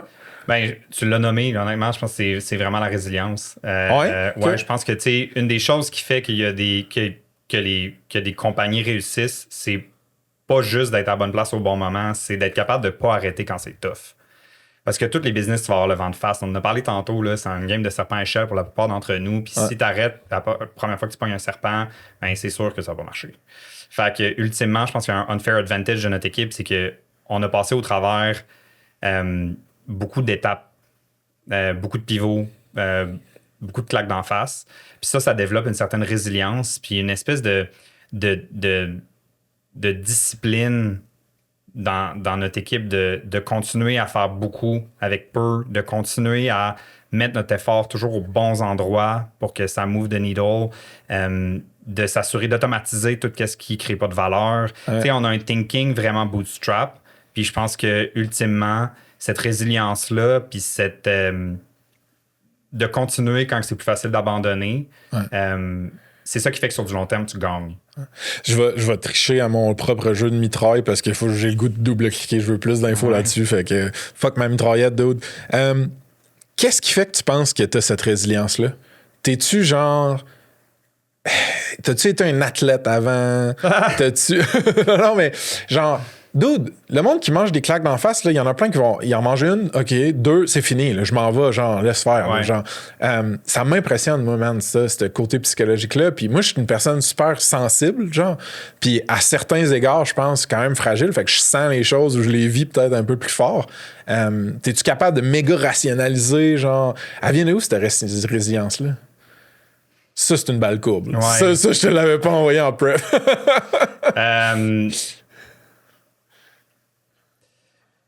Je pense que, tu sais, ça vient de...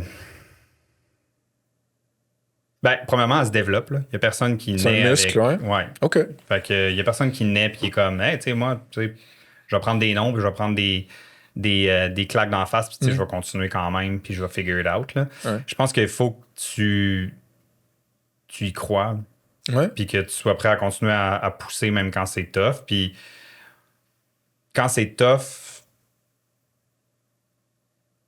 ça veut dire que you're onto something great. T'sais, si c'était facile, le problème serait déjà résolu par quelqu'un d'autre. Fait que de continuer à pousser, je trouve qu'il y a une certaine gratification. Développer un thicker skin aussi, genre juste personnellement, c'est quelque chose qui est une valeur que juste l'entrepreneuriat peut vraiment te donner. Fait que je pense Athlète que c'est un cadeau. Athlète aussi, ouais. C'est pour ça que je pense à ça. Ouais. Je parle beaucoup à ma petite sœur ces temps-ci, une athlète internationale de vélo de montagne, ouais. Puis il y a certains parallèles, puis elle est comme dans une transition. Est-ce que c'est peut-être la fin de son journey d'athlète professionnel, puis en tout cas, excuse-moi, c'est top of mind. C'est définitivement un bon parallèle aussi, les athlètes, ouais. Puis est-ce que la relation avec ton co-founder, là, je rentre dans le psychologie à Frank, là, je m'excuse, mais genre, est-ce que la résilience était égale des deux bords tout le temps, pas mal? Genre, vous êtes sur la même longueur d'onde, OK, c'est une claque, mais comme on va passer à travers ce crunch-là, puis ça va faire qu'on va être plus fort, puis qu'on va builder de quoi de meilleur, puis de plus résilient, ou des fois, c'était comme, moi, j'ai besoin que tu me pick up en ce moment, genre. Moi, j'ai besoin que tu me flattes dans le dos en ce moment, parce que là, genre, je serais sur le bord d'aller appliquer ailleurs. Il y a eu définitivement des moments où est-ce que il y en avait un qui avait plus d'énergie que l'autre, puis qu'on s'est soutenu au travers de ça. Ça, c'est hot, man. C'est beau, ça, man. C'est surtout lui qui est résilient. C'est lui qui est le plus résilient. Je lève mon chapeau, honnêtement. Nice.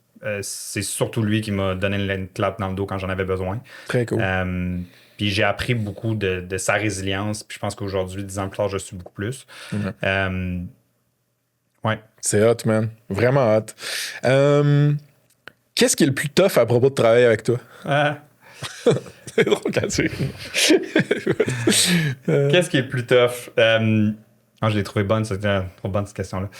Je le sais qu'est-ce qui est le plus tough par rapport à travailler avec moi. Ben, tu vas je pense, à moins que, je sais pas si mes collègues, mon partner seraient d'accord avec ça, mais je pense que oui. Je pense qu'une des choses qui fait que une des choses qui doit être tough de travailler avec moi, c'est que je suis beaucoup plus excité par le nouveau que par le déjà fait. Ouais. Fait que j'ai tout le temps tendance à regarder vers le futur, à chercher la prochaine opportunité, excited by the next new toy. J'adore le développement d'affaires, j'adore framer des deals, essayer de trouver des pockets de valeur, puis ramener ça à la maison. C'est ça que je trouve le fun. Le problème avec ça, c'est qu'une fois que les opportunités sont trouvées, puis qu'ils sont framées, puis qu'ils sont comme, OK, bon, ben voici qu'est-ce qu'on va faire. Ben là, ça prend quelqu'un qui comme un peu pick up les balles derrière moi parce que je suis comme déjà parti sur the next exciting thing qui va. Fait que je te dirais comme toute la rigueur d'exécution, les systèmes, le reporting, c'est moins ma force. C'est quelque chose qu'il faut que j'améliore. Mais chanceux, j'ai un partenaire qui est ingénieur. Fait que tu parles de quelqu'un de systématique et organisé. Ouais. Fait qu'on se complète bien. Fait que oui, ça doit être frustrant un peu des fois pour le monde qui travaille avec moi de. C'est comme, OK, t'as ramené ça, mais là, comme maintenant, il faut le faire. Puis comme t'es déjà parti sur d'autres choses, fait qu'il faut que je me parle. Mais je suis excité par la découverte. Puis l'aventure. Puis ça se passe en avant, puis jamais en arrière. Puis d'autres, c'est un côté d'une même médaille. Si t'as flip de bord, c'est une force génératrice. C'est ça qui amène de l'eau au moulin. C'est ça qui défriche, qui découvre de nouvelles opportunités. Comme il en faut une énergie comme ça dans une business, man. Puis mon planif financier of all people, l'autre jour, me disait ça un peu, puis je l'ai peut-être déjà compté sur le pod, mais genre, il disait, tu sais, t'as des entrepreneurs qui sont plutôt chasseurs que genre, eux, leur job, c'est d'aller creux, loin, deep, dans la forêt, trouver une proie, puis j'haïs cette analogie-là parce que c'est de la chasse, là, puis je suis pas nécessairement, whatever, je vais pas rentrer là-dedans, mais genre, puis trouver une proie, faire de kill, mettons. Mais après ça, il y a d'autres mondes qui ramènent le kill, qui le dépaissent. Moi, je le dépaisse pas. Ben, c'est ça. Moi, je dépaisse pas.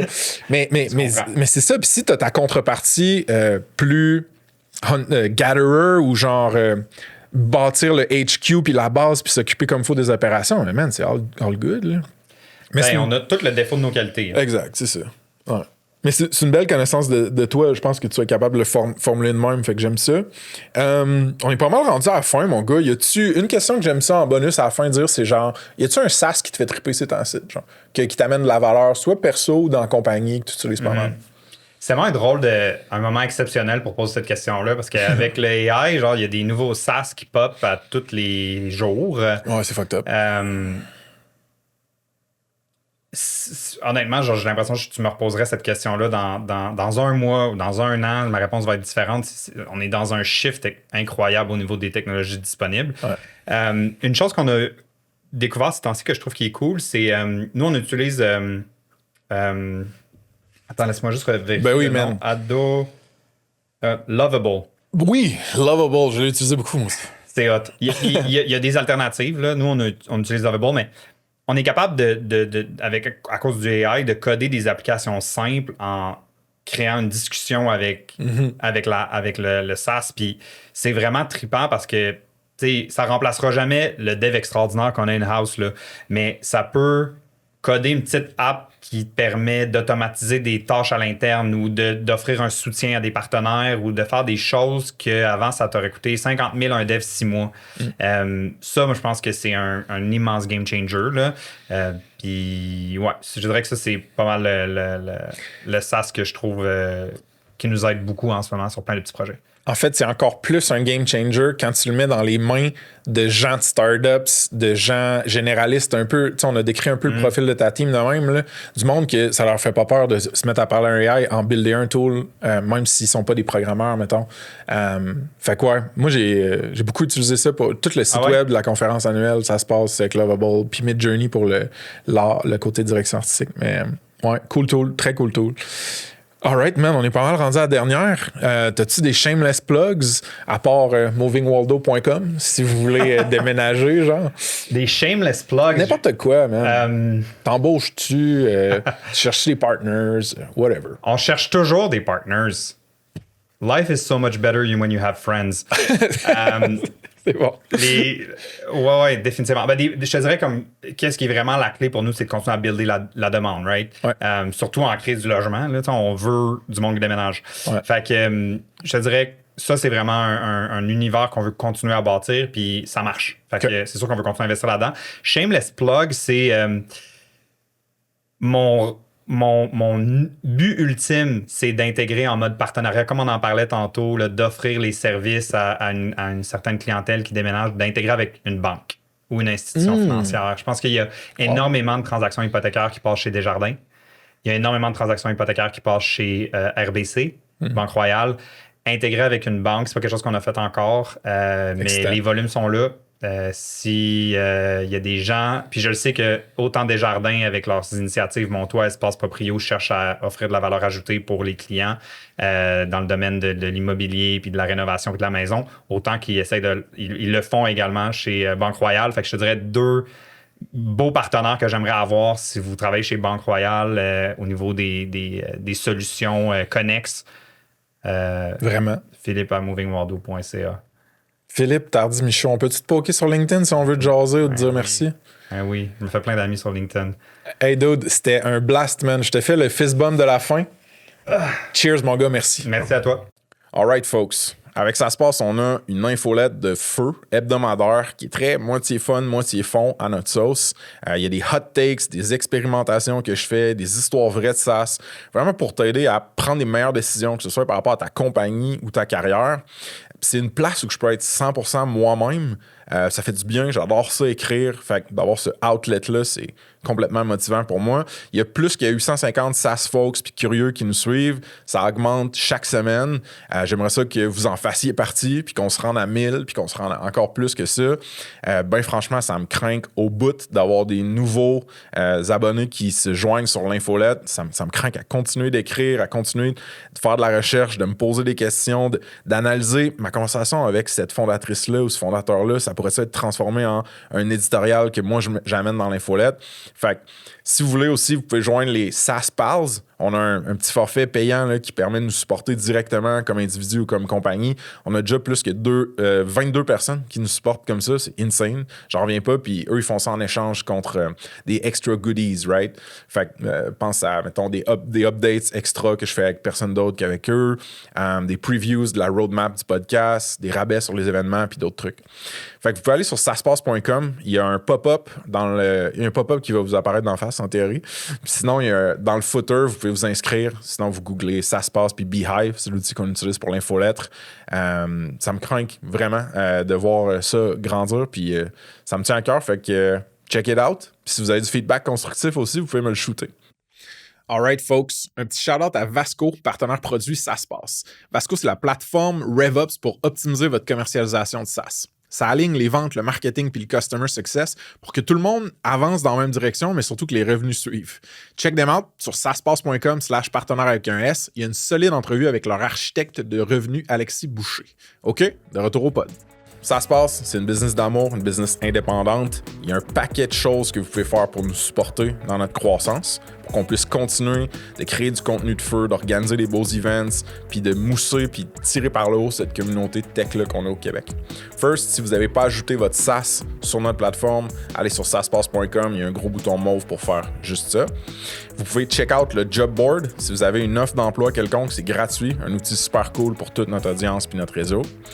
Si vous ne nous suivez pas déjà par rapport au pod sur Spotify, Apple Podcasts, allez faire ça s'il vous plaît. Puis vous pouvez aussi nous laisser un review, ça nous aide vraiment beaucoup. Vous pouvez nous suivre sur YouTube, qu'on investit de plus en plus là-dedans. On met des shorts, le plus de contenu possible, que ce soit organique ou avec des partners. Fait que check this out. Si vous voulez venir aux événements puis pas manquer de billets, parce qu'on est souvent sold out, vous devriez nous suivre sur Eventbrite. Fait que vous allez sur Eventbrite, vous écrivez ça se passe, vous pouvez vous abonner puis avoir des notifications. On fait ça roughly à peu près chaque mois-ish. Puis, last but not least, suivez-nous sur LinkedIn puis Instagram. On met du beau contenu, du contenu souvent drôle. Fait que je pense que ça vaut la peine. Je veux finir cette outro custom-là un petit peu en remerciant les partners certifiés de Ça se passe. On a des compagnies de fous qui nous supportent financièrement, stratégiquement, des fois même psychologiquement dans mon cas. Puis sans ces compagnies-là, la majorité du revenu de Ça se passe n'existerait pas puis on pourrait pas faire ça. Right? Fait que je veux que vous preniez le temps d'aller les regarder. saspace.com/partenaire avec un S. Ils sont tous listés là. Ils ont une belle fiche avec du contenu, avec des liens, des détails. Je vous les nomme rapidement. Léviat Légal, des avocats qui sont tech et founder-friendly. Le Chiffre, des comptables et fiscalistes qui sont calés en tech aussi. Baseline, des gros geeks pour innover avec l'AI. Unicorn, des experts cloud AWS pour optimiser et scaler votre infrastructure. Puis on a aussi cette année des partners produits. Donc Vasco, une plateforme RevOps pour votre go-to-market. Missive, un inbox collaboratif pour vos teams, pour vos communications de team, pardon. Puis Apollo 13, un studio no-code pour construire des MVPs puis des side projects. Vous pouvez tout aller les voir sur saspace.com/partenaire avec un S. Puis moi, du fond du cœur, je vous dis juste merci de nous suivre et de nous supporter. C'est insane comme aventure, ce qu'on a lancé là. Puis je suis bien privilégié de pouvoir faire ça. Cheers!